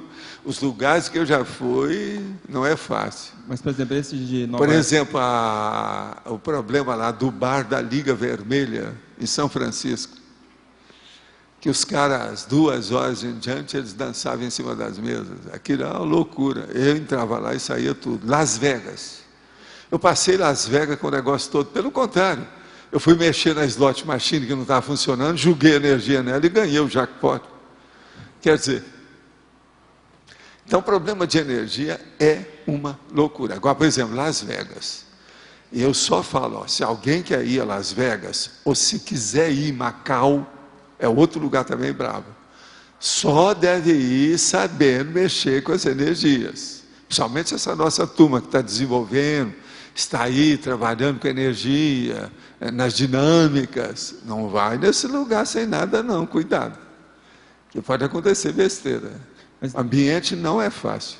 Nesse caso, que você fica encapsulado assim, vários dias, igual Nova York, você estava falando. Sim. Isso não existe, não está consciente mais, ele já está ali e permanece. Não, é porque é fácil, né? Encapsulamento para mim é a coisa mais fácil que tem. Eu faço isso qualquer hora e desfaço também Mas, qualquer no hora. No caso seu e da Graça. Aí a equipe que estava encapsulando vocês. Por exemplo, às vezes eu desconfio de certas coisas e não quero mexer na pessoa. Em vez de encapsulá-la, eu me encapsulo.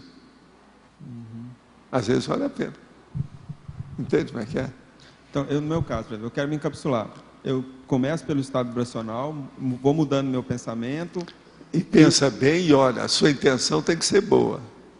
E sustenta eu sempre vejo lá no fundo, lá no fim, o objetivo, a meta é sempre assistencial. Mas eu tenho que continuar o tempo todo pensando nisso? Não existe isso. Você encapsulou, você entrou numa bolha. Você tem depois que pensar, é sair dela. Tem que começar a pensar nisso. E como se dá aí isso? Você exterioriza a energia por tudo quanto é lado, ela desaparece.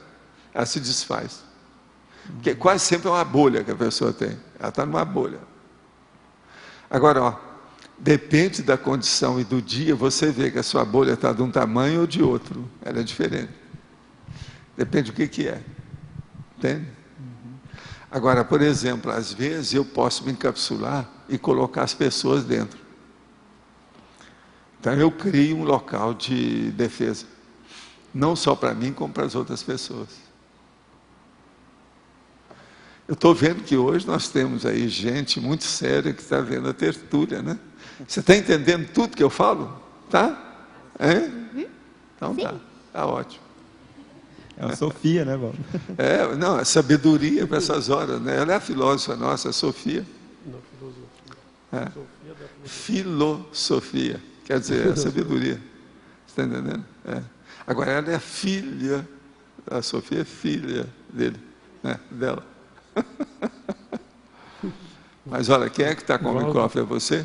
Esse encapsulamento do 11 de setembro aí foi feito exclusivamente pelo amparador, é isso?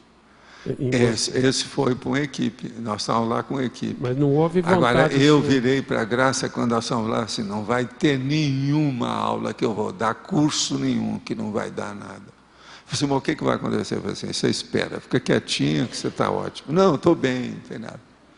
E ela toda feliz, estava quase que eufórica.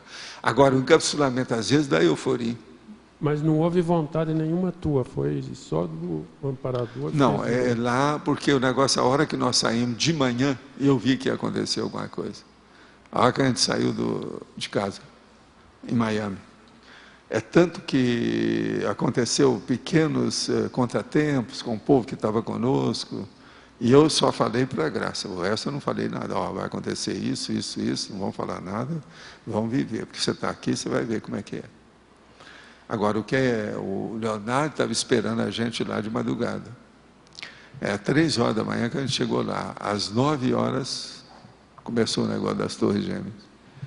Ele que telefonou para a gente no hotel, que a gente estava lá perto, ele sabia.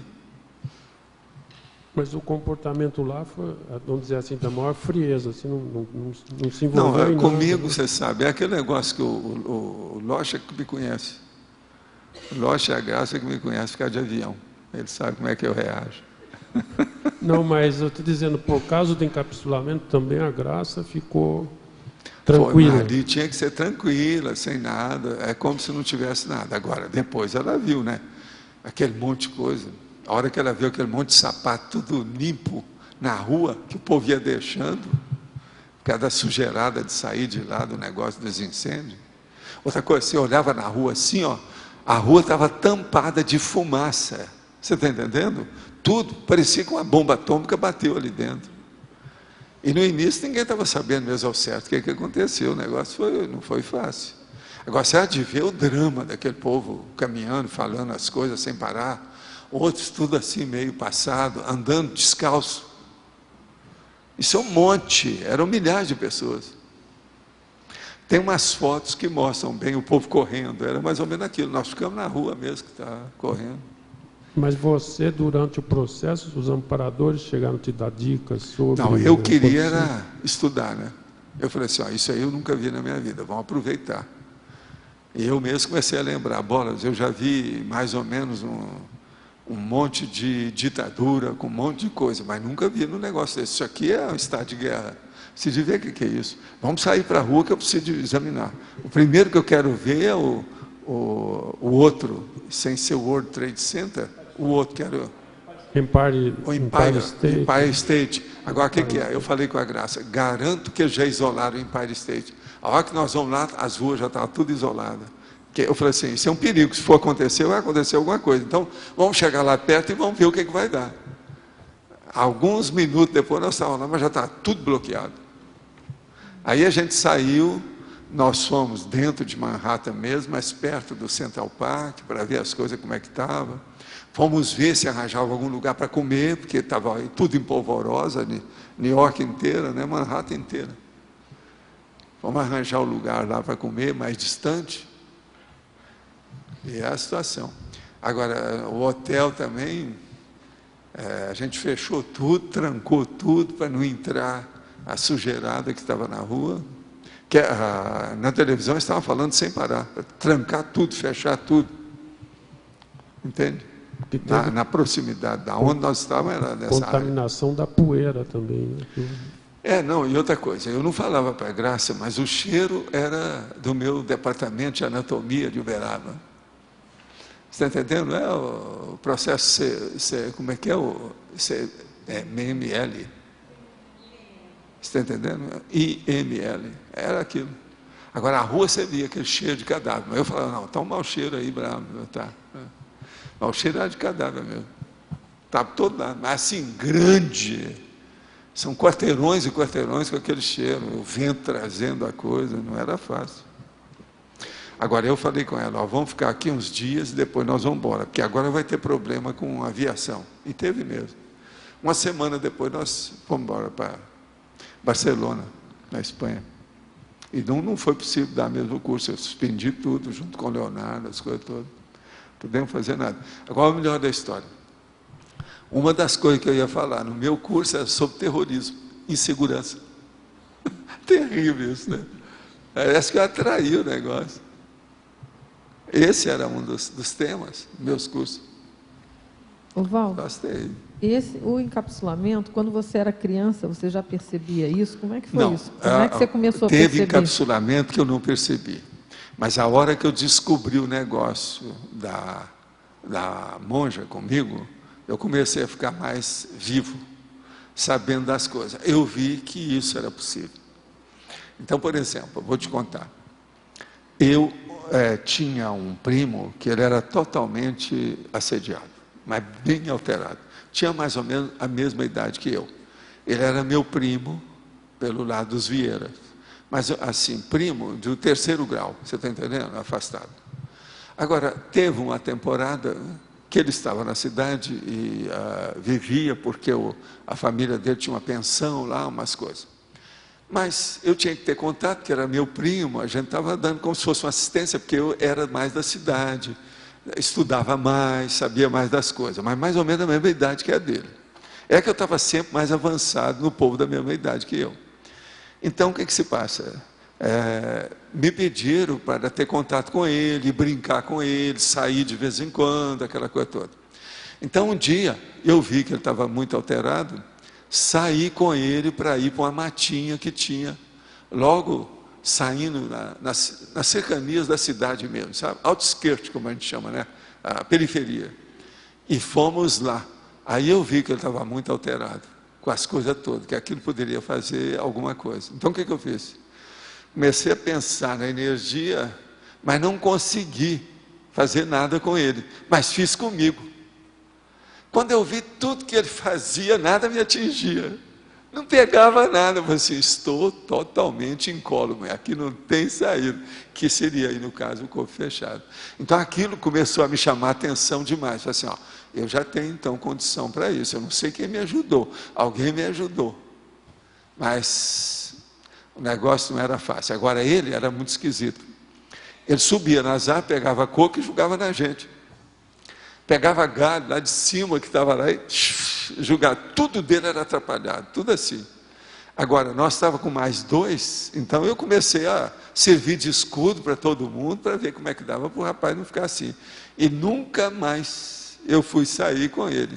Aí a minha mãe veio me perguntar, vem cá, mas por que? Você não quer encontrar com ele?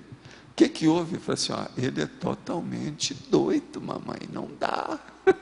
O cara fez isso, fui contar para ela, não, pois é, agora seria bom a senhora ir lá e falar com eles, com a mãe, com o pai, que ele é assim. Ela chegou lá, foi falar, falou, não, nós sabemos que ele é assim. Eu nunca mais fiquei sabendo também dele, depois disso eles foram embora, eu só lembrei do rapaz, que era um negócio totalmente abilolado mesmo, bem alterado. Não era só hiperativo, não, faltava mesmo parafuso, sabe? E agora, voltando para o paramicrochip. Como é que é? O paramicrochip. Quando é que você percebeu? Você Não, veio o paramicrochip eu já estava na adolescência. Eu já estava em Uberaba, com as coisas todas, quando eu comecei a ver isso. Agora veja, foi nessa ocasião também que eu comecei a ver as coisas da monja. Com o negócio da monja, eu comecei a colocar a monja acima de tudo mais. Você está entendendo? Aquilo começou a clarear para mim. Aí chegou num ponto que eu vi que aquele anjo, aquela cara daquele anjo que aparecia era a monja. A hora que eu fiquei sabendo disso, e outra coisa, eu sabia, não havia clareaudiência, não havia nada disso. Vinha aquela ideia como se fosse um ex-pensê na minha cabeça, e me dava aquele banho de energia, uau, mas para valer, desses mesmos, sabe, de arrasa quarteirão. Então, aquilo confirmava tudo que eu tinha. Com o passar do tempo, esses banhos de energia começaram a ser uma confirmação para mim. Eu não precisava de ver nada, eu já sabia o que era, que eu recebi o banho de energia, eu já sabia. Por isso que eu falo, a sinalética começou a se fixar. Com isso, então, eu vi que eu tinha alguma coisa em mim. Aí, começaram a aparecer certos aparelhos em torno das coisas que eu estava fazendo. Como se fosse aparelho. É aquilo que eu conto. Tem um que eu nunca pude esquecer, isso já está no centro da consciência contínua, já no I, muitos anos depois, que era um vaso de flor. E eu ficava perto da minha cabeceira da cama. Aquilo, quando começava a funcionar, o que é engraçado é que eu percebia, dava uma espécie de vibração no ar, dava alguma coisa, melhorava tudo. As coisas todas melhoravam com aquilo. Agora, isso ficaram meses, coisas iguais a essa, assim aconteceu mesmo. Foi aí que eu comecei a fazer a experiência, que eu queria sair do corpo, ali perto, porque tinha um móvel junto da janela, e a minha cama estava aqui. Então, aquele vaso de flor ficava aqui. Ninguém via, mas tinha pessoa que chegava, às vezes eu levava no quarto, a pessoa falava, Valdo, tem alguma coisa nesse seu quarto? Tem alguma coisa, eu chego aqui, eu estou sentindo diferente. É muito diferente da sala, é muito diferente do seu escritório. O que tem? Quer dizer, a pessoa não via, mas ela sentia por causa da vibração do vaso de flor. Quando a flor, eu olhava extrafisicamente, a flor se abria. Sabe? A flor, parecia essas flores grandonas que às vezes nós temos aqui na porta de casa, nós temos aí 3 vasos desses, sabe? Daquela, você sabe? Valdo. Amaryllis, que é o nome dela, sabe aquela grandona? Parecia aquilo, parecia um vaso de amaryllis. Mas agora, eu sei, depois que as coisas passaram, devido ao problema de eu ter voltado lá no Pombal, que aquilo era das flores do Pombal. A energia que eu estou falando isso, eu sinto por causa do povo lá, até hoje. Está sentindo isso? Não é meu, passa por mim. Agora, é isso aqui, é o tipo da energia deles aí. Agora, ela vibra assim, ela mexe. É aquilo que eu falo da energia, que é uma tela larga. Ela não é tela fina. Parece uma tela. Ela faz isso. É como se fosse um tapete voador de tela larga, não é tela fina, juntinha. A sensação que dá na gente é isso. Agora, essa flor é das tais. Eu voltei lá, porque depois de muitos anos, eu voltei para ver onde é que eu estava antes de vir para cá. Aí eu vi as tais flores. Aí é que eu vi a flor do meu quarto, está aqui. Aí é que eu vi o negócio, como é que era. Era mesmo as flores lá. Valdo. Sim. Você falou que você colocava a monja por cima de tudo. Em que consistia exatamente fazer isso? Colocar o que você falou? Você falou que você colocava a monja por cima de tudo. Ah, sim. Não, Acima meu caso tudo. é o seguinte, eu colocava o seguinte. Eu cheguei à conclusão que ela era mais forte que todo mundo. E tudo que vinha dela, limpava tudo, mas assim, de uma maneira... cirurgia rápida, instantânea, tudo, uma loucura, tudo que era dela. Aí foi que eu comecei a pensar, aí ela me explicou depois, que quem aparecia lá na minha infância, com aquele negócio lá do homem lá em casa, que era ela, e aquilo, então ela começou a me ajudar naquela ocasião. Agora, ela estava lá na Espanha, ela saía do corpo e ia lá, me ajudava, você está entendendo como é que é? O problema todo era esse. Agora, eu vi pelas coisas dela que ela tinha uma facilidade danada. Isso que eu chamo da PL, a projetabilidade lúcida dela era uma loucura. Era capaz de sair e voltar instantaneamente, qualquer hora, em qualquer lugar, de qualquer jeito, qualquer posição que ela estivesse. O negócio não era fácil, não. Agora, eu vi também uma série de condições, né? Dos problemas dela, que eu estive lá, eu tive em Mataró, que foi onde ela viveu, tive com o Chico lá, mas não adiantava falar muita coisa sobre o caso para ele, e que para ele o negócio era uma transcendência de doido. Ele sabia que tinha essas coisas todas, mas ele tinha até medo de eu falar para ele. Entende? Então, na realidade, o que você fazia era evocar a energia dela, naquela situação. Não, a hora que eu vi que era superior àquilo, eu olhava. Quando eu notava que espontaneamente, é como se tivesse feito uma evocação, sem eu pensar, eu então tirava proveito daquilo e via tudo que estava acontecendo. E eu já me preparava. Quando acontecer isso de novo, eu vou pensar isso, vou ver o que eu faço com isso, vou resolver aquilo. Tudo já entrando naquele ambiente propício. Você está entendendo? Com isso... me ajudou demais. Agora, na adolescência, eu já tinha noção perfeita disso. Por isso que aos 14 anos eu já sabia tudo que eu ia fazer. Foi aí que eu comecei a estudar mais ainda, os processos de fenômeno, aquela coisa toda.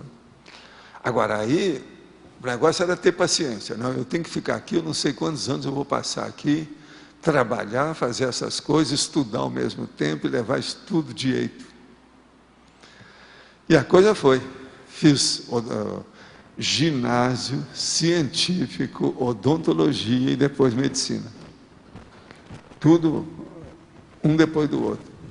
Não fiquei em dependência de nada, nunca fiz uma segunda época. Até no curso de medicina, depois do segundo ano, tinha uma chance, se a gente fizesse pelas notas, não precisava de fazer oral. Eu nunca fiz oral. Depois do segundo ano de medicina.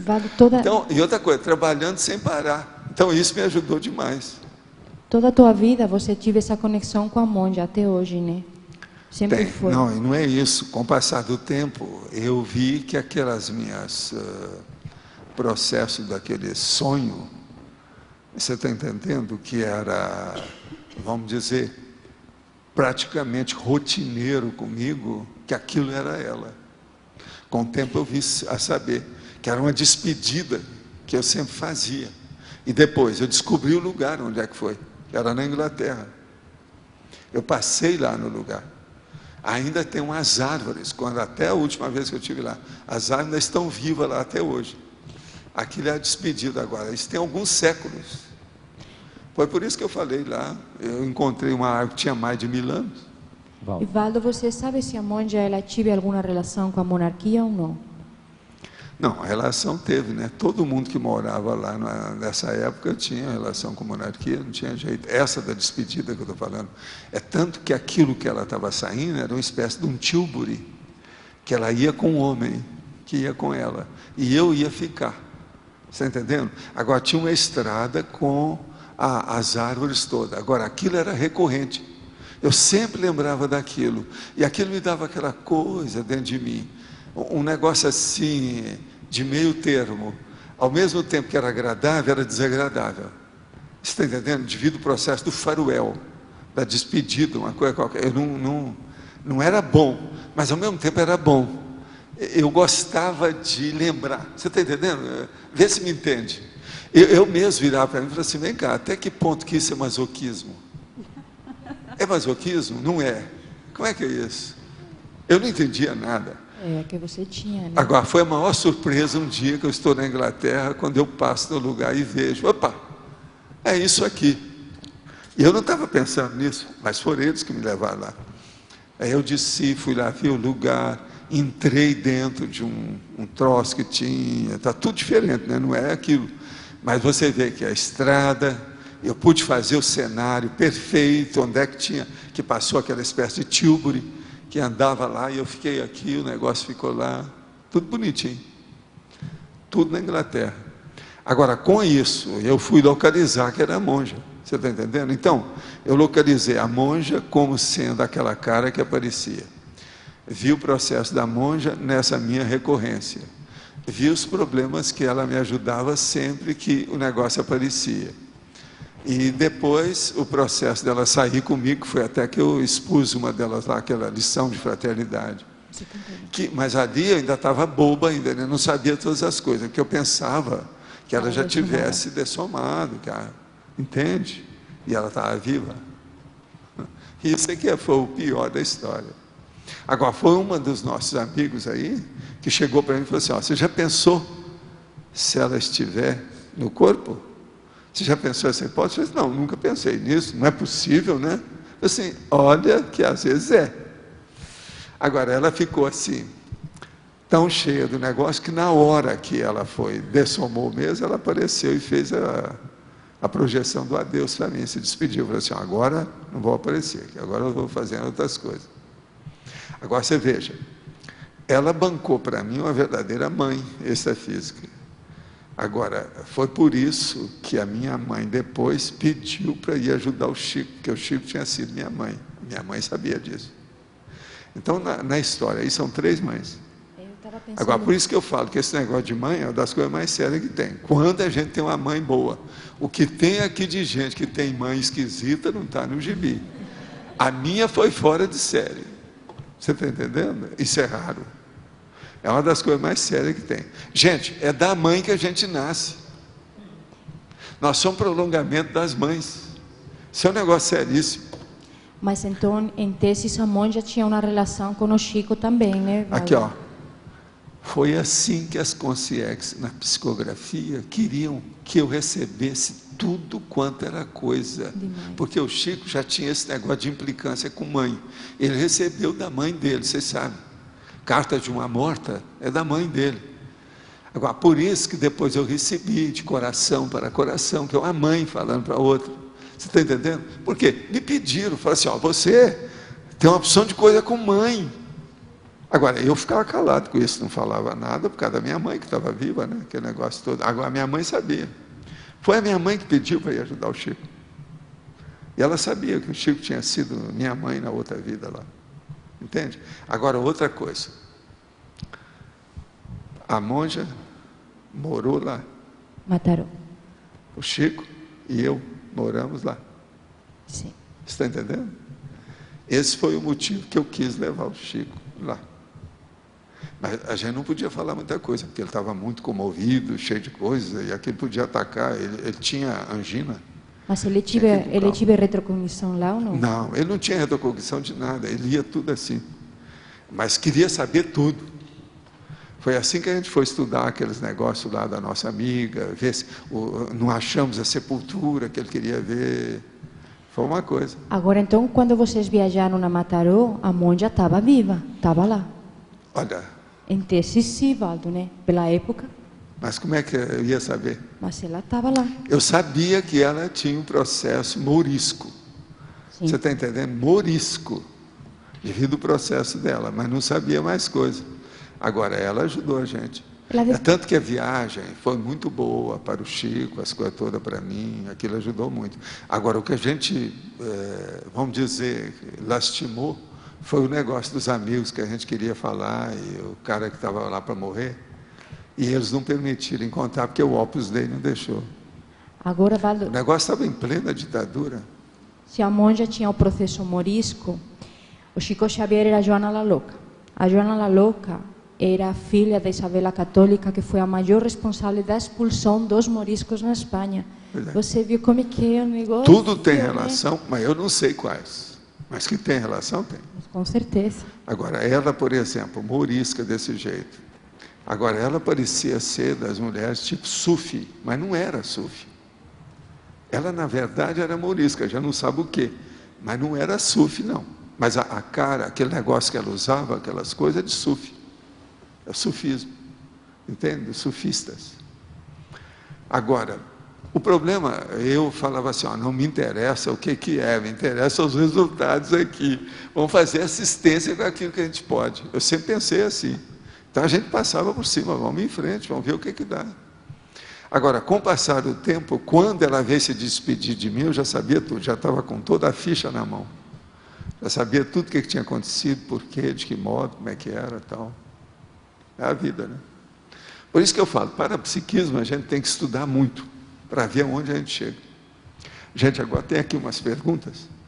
Como se dá e como é o autoencapsulamento energético patológico? E como tratar isso?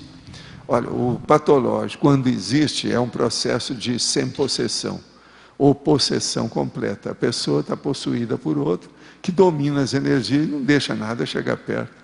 O problema é fazer o exorcismo, o desassédio, melhorar o ambiente, é exteriorizar a energia e fazer a pessoa acordar e tomar conta do corpo.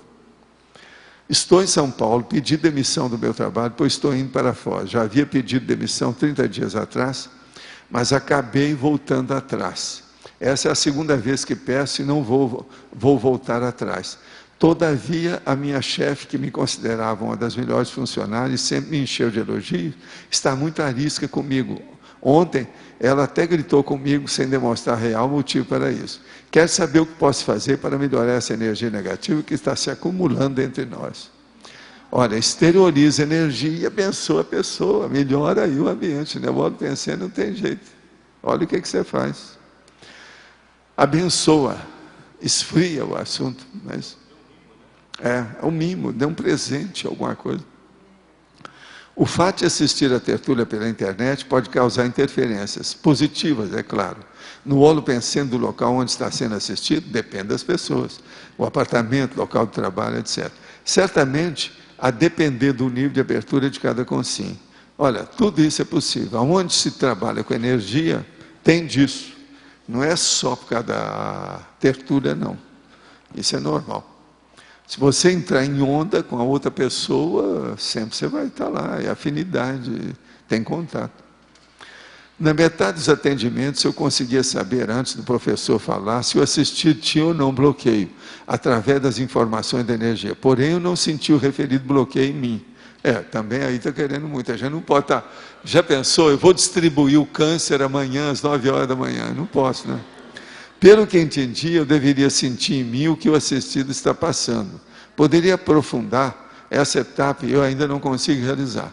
Olha, o problema é todo o seguinte, você fica sabendo a essência, mas você não vai fazer assimilação da energia se ela é negativa, porque isso nós não vamos deixar junto com os aparadores que aconteça.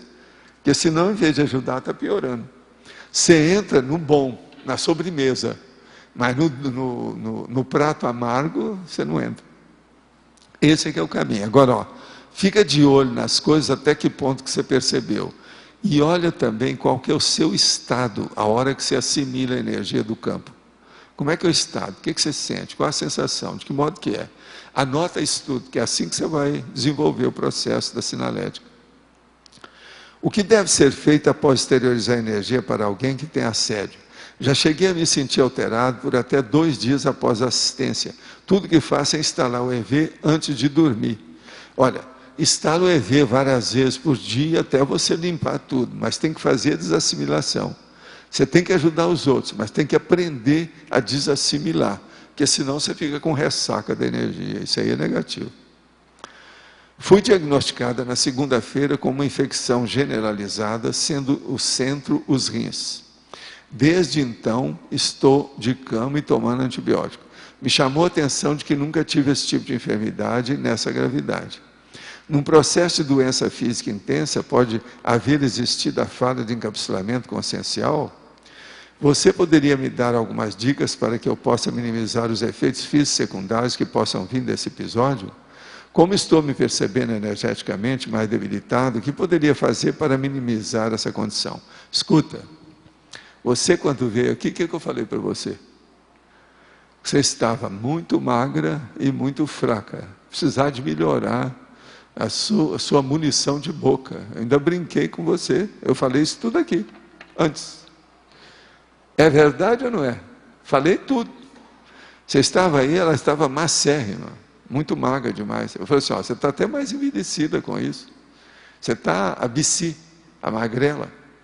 Tem que dar um jeito. Agora, veja, para você agora fazer uma superalimentação, tem que ir com calma, porque isso aí tem que examinar o seu processo. Não se pode brincar com isso. Tem que examinar aí o que vai fazer com isso, devido ao processo dos rins.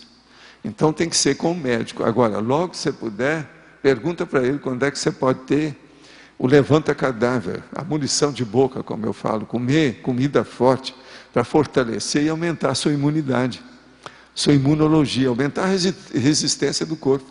Ela estava quase que transparente quando ela veio aqui. Agora, aqui outra pergunta. Escotoma cintilante pode ser sinal de desenvolvimento parapsíquico? Não. O escotoma cintilante pode ser sinal de uns processos gastrointestinal, principalmente do estômago. Quando a pessoa, por exemplo, ela está sem comer muito tempo, às vezes, devido ao processo de acidez, pode dar o escotoma cintilante. Agora, ó, a melhor coisa que você faz é comer casca de pão, o mais depressa possível. Come, que ele acaba mais depressa. Porque se você deixar, às vezes, o escotoma vai. E chega num certo ponto, você não consegue nem ler. Porque ele tapa tudo. É um problemão aquilo. E pode dar coisa pior, além do escotoma. Agora, isso não tem nada a ver com parapsiquismo, não. Isso aí é problema de alteração, principalmente gástrica. Se examinar isso com calma. É gástrica que atinge o processo oftalmológico. O que aconteceu em 11 de setembro teve algo a ver com alguma coisa que estava acontecendo no extrafísico? O senhor sentiu algum serenão lá? Olha, é lógico que tinha gente séria. Eu não senti o serenão, muito embora eu sei que lá tem esse serenão, que é lá do estado de New York, que eu chamo de esquimó. Mas agora, eu não cheguei a vê-lo lá não, porque eu estava encapsulado. Com o encapsulamento que me fizeram, eu só estava percebendo as coisas e tirando conclusão, mas vendo muita coisa não dá para ver fisicamente. Você está dentro, você entrou dentro de uma cápsula, não dá para ver mais nada. Não tinha periscópio. Precisava de ter, né? No submarino, um periscópio, a coisa não tinha. Então, isso aí eu não sei. O que aconteceu de fato, não. Agora, que tinha o ambiente, tinha assistência, tinha. O negócio é muito sério, principalmente em torno, a respeito da gente. Vocês têm que olhar que eu estava, desde madrugada, em Miami. As coisas começaram em Miami. Foi muito antes. Nós chegamos às 3 da manhã, foi às 9 que aconteceu. Então teve as horas no aeroporto, a viagem de avião, e depois mais 6 horas até aconteceu o negócio. E a gente já estava encapsulado aquele tempo todo. A gente já saiu de casa encapsulado. Agora, o que é engraçado é que teve gente que queria encontrar conosco, não pôde, no aeroporto, sabe? Eu falei assim, ó, não tem nada, ainda falei com a Graça, não incomoda com isso não, vamos passar por cima, deixa eles. Por isso que depois as moças chegaram lá para despedir da gente, eu mandei elas tudo embora para casa, ó, não fica aqui não. Eu já sabia de tudo. Agora, o que é engraçado é isso, depois, a preocupação delas em Miami para saber o que aconteceu conosco, porque o avião, nós estávamos numa das companhias que eles derrubaram o avião, né? E outra coisa, algumas horas antes. Tudo ali, ó, na mesma linha. Avião, American Airlines e tal. Agora é a vida, né? É o jeito. Mas olha, pode falar. T5, para fatologia, o último item é a encapsulação energética planetária. Sim. Eu queria saber assim, um exemplo de quando que isso é Olha, feito. isso aí é aquilo que eu fazia quando eu era mais moço, que eu encapsulava o planeta. Você está entendendo? Então, vou mandar energia. Aí eu sentia que eu estava com muita energia, então eu começava a pensar na Terra. Pensava em todos os continentes, a situação toda envolvendo a Terra. Agora, veja, às vezes, era uma verdadeira Itaipu. Você está entendendo? Esse é o encapsulamento planetário. Alguma coisa deve ocorrer, né? Eu, para mim, Serenão, ou essas consciências livres, deve ter capacidade de fazer uma coisa assim. Agora, é lógico que vai encapsular as pessoas com todas as mazelas dela, né? Mas para aquela mazela não extrapolar, não sair, não transparecer, entendeu? Não transbordar. Mas essas coisas existem. Eu, para mim, essas coisas tenho. Muita coisa nesse sentido. Uma das coisas que eu perguntei para o EM foi para ele estudar se houve algum encapsulamento lá no planeta dele, mas ele nunca ficou sabendo de nada, porque não era da área dele, né? Eu queria saber o que aconteceu em matéria de energia, como é que foi antes, o que aconteceu. Ele era muito engenheiro demais, nessas coisas não dá sabendo, né? Ele foi aprender com a gente aqui. Quem é que está aí com o microfone? Você pode falar, Marisa. Eu queria que você explicasse, por favor, a questão do ato da COSIM dormir encapsulada. Como é que fica a questão da assistência? Qual é essa mecânica? Não, isso aí é coisa boa, né? A pessoa dorme num berço de ouro, tudo tranquilo, ela vai dormir, né? Ela se preparar... Conforme o lugar, às vezes, é o jeito de fazer, conforme o lugar que está. Eu já me encapsulei em muitos hotéis que eu passei, que não tinha jeito de melhorar, uma barulhada danada, a boate que eles colocaram lá perto, aquela barulhada danada, eu me encapsulava para ver se saía de circulação. Entendi. Eu posso fazer uma outra pergunta? Fala. O polinônimo holossomático, soma, energossoma, psicossoma, mentalsoma, para você fazer a ligação disso com o encapsulamento, por favor? O problema todo é o seguinte, quando há encapsulamento, a pessoa entra o holossoma inteiro. É tudo que está em torno dela, é a psicosfera dela que é atingida mais seriamente. Agora, é como se criasse um processo de uma película. Olha, vocês aí, por exemplo, a turma que já estudou física, existe um processo da bolha. Uma bolha, por exemplo, inclusive uma bolha grande, ela tem uma película. Na física, eles estudam aquilo. Eu fiz uma comparação uma vez baseada nessa película da bolha, que parece que você tem uma bolha que tem uma película. Então, ela é determinada, ela é limitada, ela tem um jeito de criar aquela bolha. A película é tanto que ela pode ser furada. Então, eu notava essas coisas assim. Na questão da energia, parece muito com essa bolha da física, sabe? A impressão que me deu, quando eu li isso aqui, eu fiz ligação direto com o tema, é como se a gente, quando não está conseguindo fazer o encapsulamento, é porque ainda não está havendo um ajuste nos corpos. À medida que você consegue Não, mas o problema é esse, não. Quase sempre é por causa da vontade mesmo. A vontade porque encapsulamento é uma condição mais avançadinha. Sim. Não está mexendo mais com coisa muito primária. É tudo mais avançado, mais evoluído. Agora, o que a gente nota é a força de vontade da pessoa. Aquilo que ela tem confiança no que ela faz. É por isso que encapsulamento eu acho uma coisa difícil, não é fácil não. Mas a gente tem que trazer isso aqui, debater com vocês, falar, para mostrar que existe. Por quê? Muitos aí são apenas receptores do encapsulamento. E não vê, e às vezes nem tem uma certa gratidão para com o amparador que está fazendo, porque a pessoa nem sabe que aquilo aconteceu. E tem muita gente aí, se vocês forem examinar, uma boa parte de vocês, principalmente nesses últimos tempos, teve gente aí encapsulada em certa situação que não percebeu que estava encapsulado. Se começar a pensar, vocês vão ver que existe isso.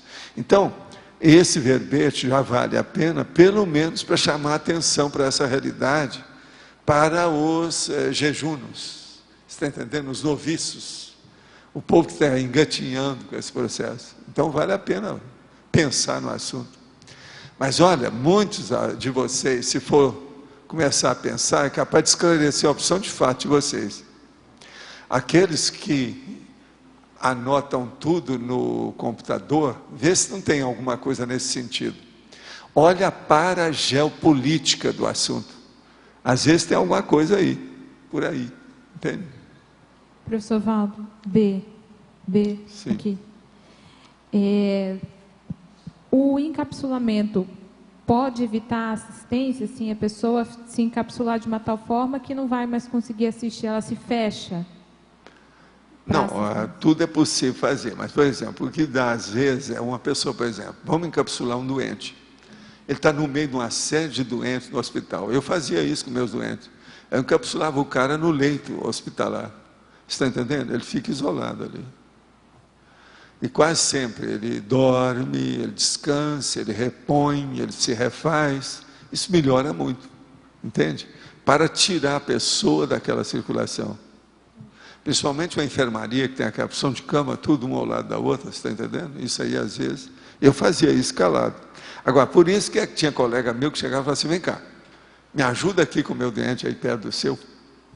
Porque é que o seu melhorou, o meu não. Dá um jeito. A turma já pedia, entendeu como é que é?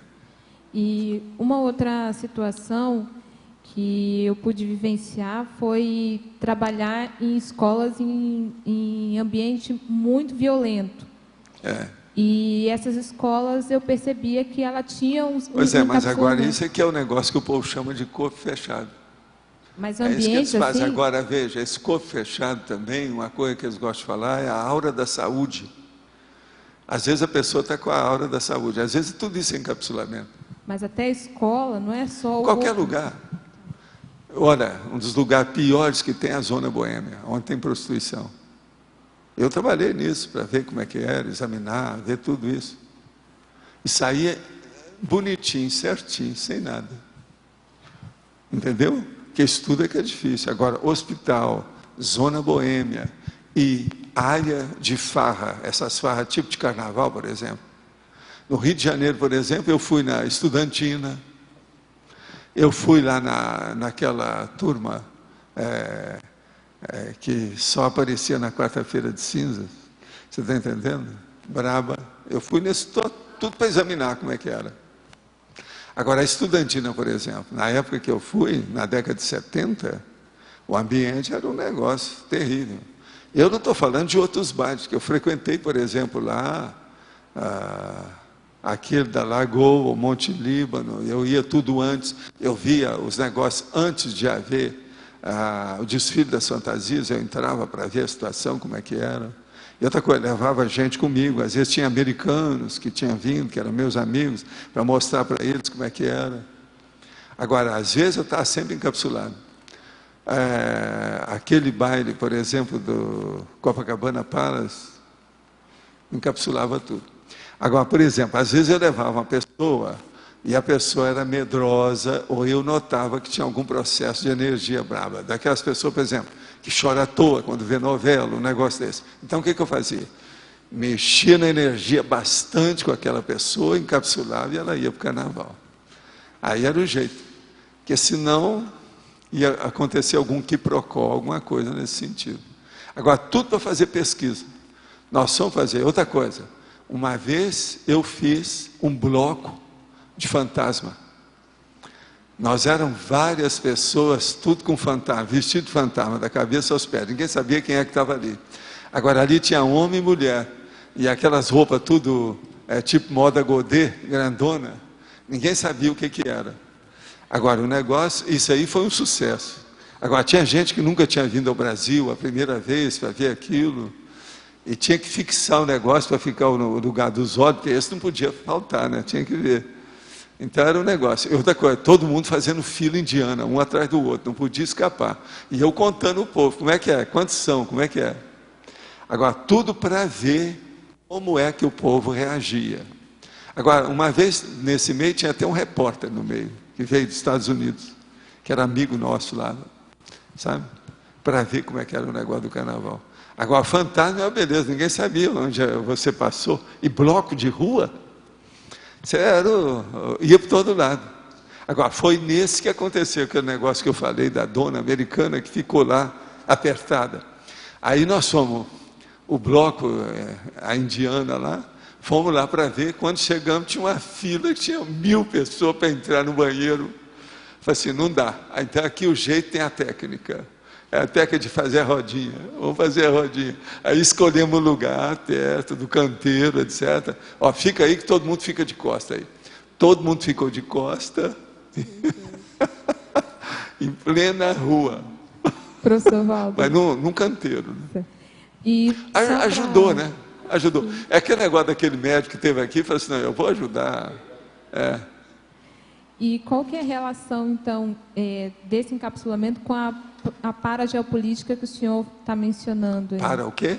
A parageopolítica. A parageopolítica é o seguinte, geo quer dizer geografia. Qual é a política extrafísica do ambiente?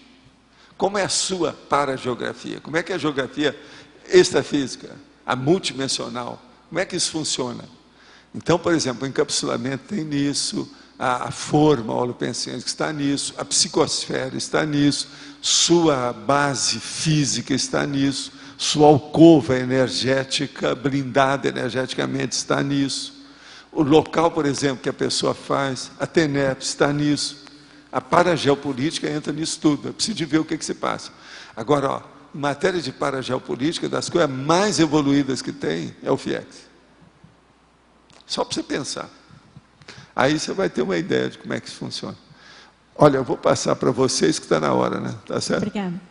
As pontuações da tertúlia de hoje foram 21 votos online, 14 perguntas respondidas online, 20 perguntas presenciais, 91 assinaturas no livro de presença e 15 praticantes da técnica de Invexis. Hoje vamos ter 3 recados: Loche, curso Retrocognições; Ana Luísa, aulas abertas Reaprendência; e Antônio, revista Consciência. Vamos à eleição de hoje. Verbetes: autocorreção, campo de coexistência, categoria de consciência, coerção social, conhecimento conscienciológico, cultura conscienciocêntrica, diversificação holopensênica, domínio cognitivo, fonte cognitiva, inspirador humano, omnileitura, parapercepção patológica, tema homeostático, tema neutro, tema nosográfico, teto parapsíquico e tradução parapsíquica. Pessoal, boa tarde. Nós gostaríamos aqui de aproveitar para divulgar o curso Retrocognições, Lembranças de Vivências Passadas, com o professor Wagner Alegretti. O curso vai ocorrer no dia 25, ou seja, na próxima quarta-feira, das 3 horas até as 9h30 da noite, lá no Discernimento. Então ainda temos vagas, vale a pena. Ele também estará lançando a 2ª edição do seu livro com o mesmo nome. Ok? Então dia 25, quarta-feira, das 3 às 9h30 no Discernimento. E também informar que já acabaram as vagas para o balanço. Nós estamos aí com 120 pessoas e também o tertuliário o acoplamentário lotado. Então, esse curso do Wagner ainda é uma das atividades da semana da Max ProEx que nós temos vaga. Ok? Obrigado. Gostaríamos de convidá-los para as 2 aulas abertas de Conscienciologia que vão acontecer pela Reaprendência nesse final de semana. Então, na sexta-feira, próxima, às 15 horas, a aula sobre convivialidade sadia com a professora Neida Cardoso. E no sábado, às 15 horas, uma oficina de enumerologia, que é um teste, na verdade, um experimento, da professora Tânia Guimarães. A gente lembra que a Reaprendência já se mudou para as dependências do CAEC. Então, as 2 aulas, tanto sexta-feira quanto sábado, às 15 horas, serão realizadas na sala de debates do CAEC. E são aulas gratuitas, abertas aos voluntários. Obrigada. Pessoal, o aviso é sobre a revista Consciência. Nós queremos convidar a todos para o lançamento da última edição, volume 12, número 2, da revista Consciência. Vai ser agora na próxima sexta-feira, de 3 horas às 6 horas da tarde. Então, de 15 às 18 horas. A gente vai ter a gente busca melhorar a interação entre a revista Consciência e os autores de artigos. A gente quer estimular a maior produção de artigos científicos, a gente quer dinamizar, né, a interação entre os autores e os revisores, visando aí qualificar, né, o processo das pesquisas e das publicações. A gente vai ter, então, os autores desses artigos que estão publicados nessa edição, o professor Jaime Pereira, com um texto sobre a importância do latim para o conscienciólogo. A gente tem a professora Ivelise, que escreveu um artigo sobre a Escola de Projeção Lúcida lá do IPC. A professora Malu Balona escreveu sobre os programas parasociais e todo um histórico da interação do IPC com a tarefa do esclarecimento nas empresas. A professora Rosa Nader escreveu sobre um algoritmo no processo do Mater Pensene no âmbito da consciencioterapia, né? O professor Losch e o professor Antônio escreveram aí um trabalho sobre a heterocrítica daquela obra, a História Universal da Destruição dos Livros, e temos também um relato sobre uma projeção do Luiz Fernando Antunes, que ele teve lá na unidade do IPC em Curitiba. Então a gente está convidando a todos, custa R$20 para quem vai participar, mas assinantes da revista não pagam, e quem quiser, por acaso, comprar essa edição com desconto, custaria então R$40 a revista e o ingresso. Então a gente quer convidar a todos, o CAEC vai estar mandando aí um e-mail com essas informações amanhã, talvez hoje ainda. Contamos aí com a presença daqueles que puderem contribuir com esses objetivos aí, ok? Obrigado. Ganhou teto parapsíquico com 9 votos. Obrigado, até amanhã. Boa tarde.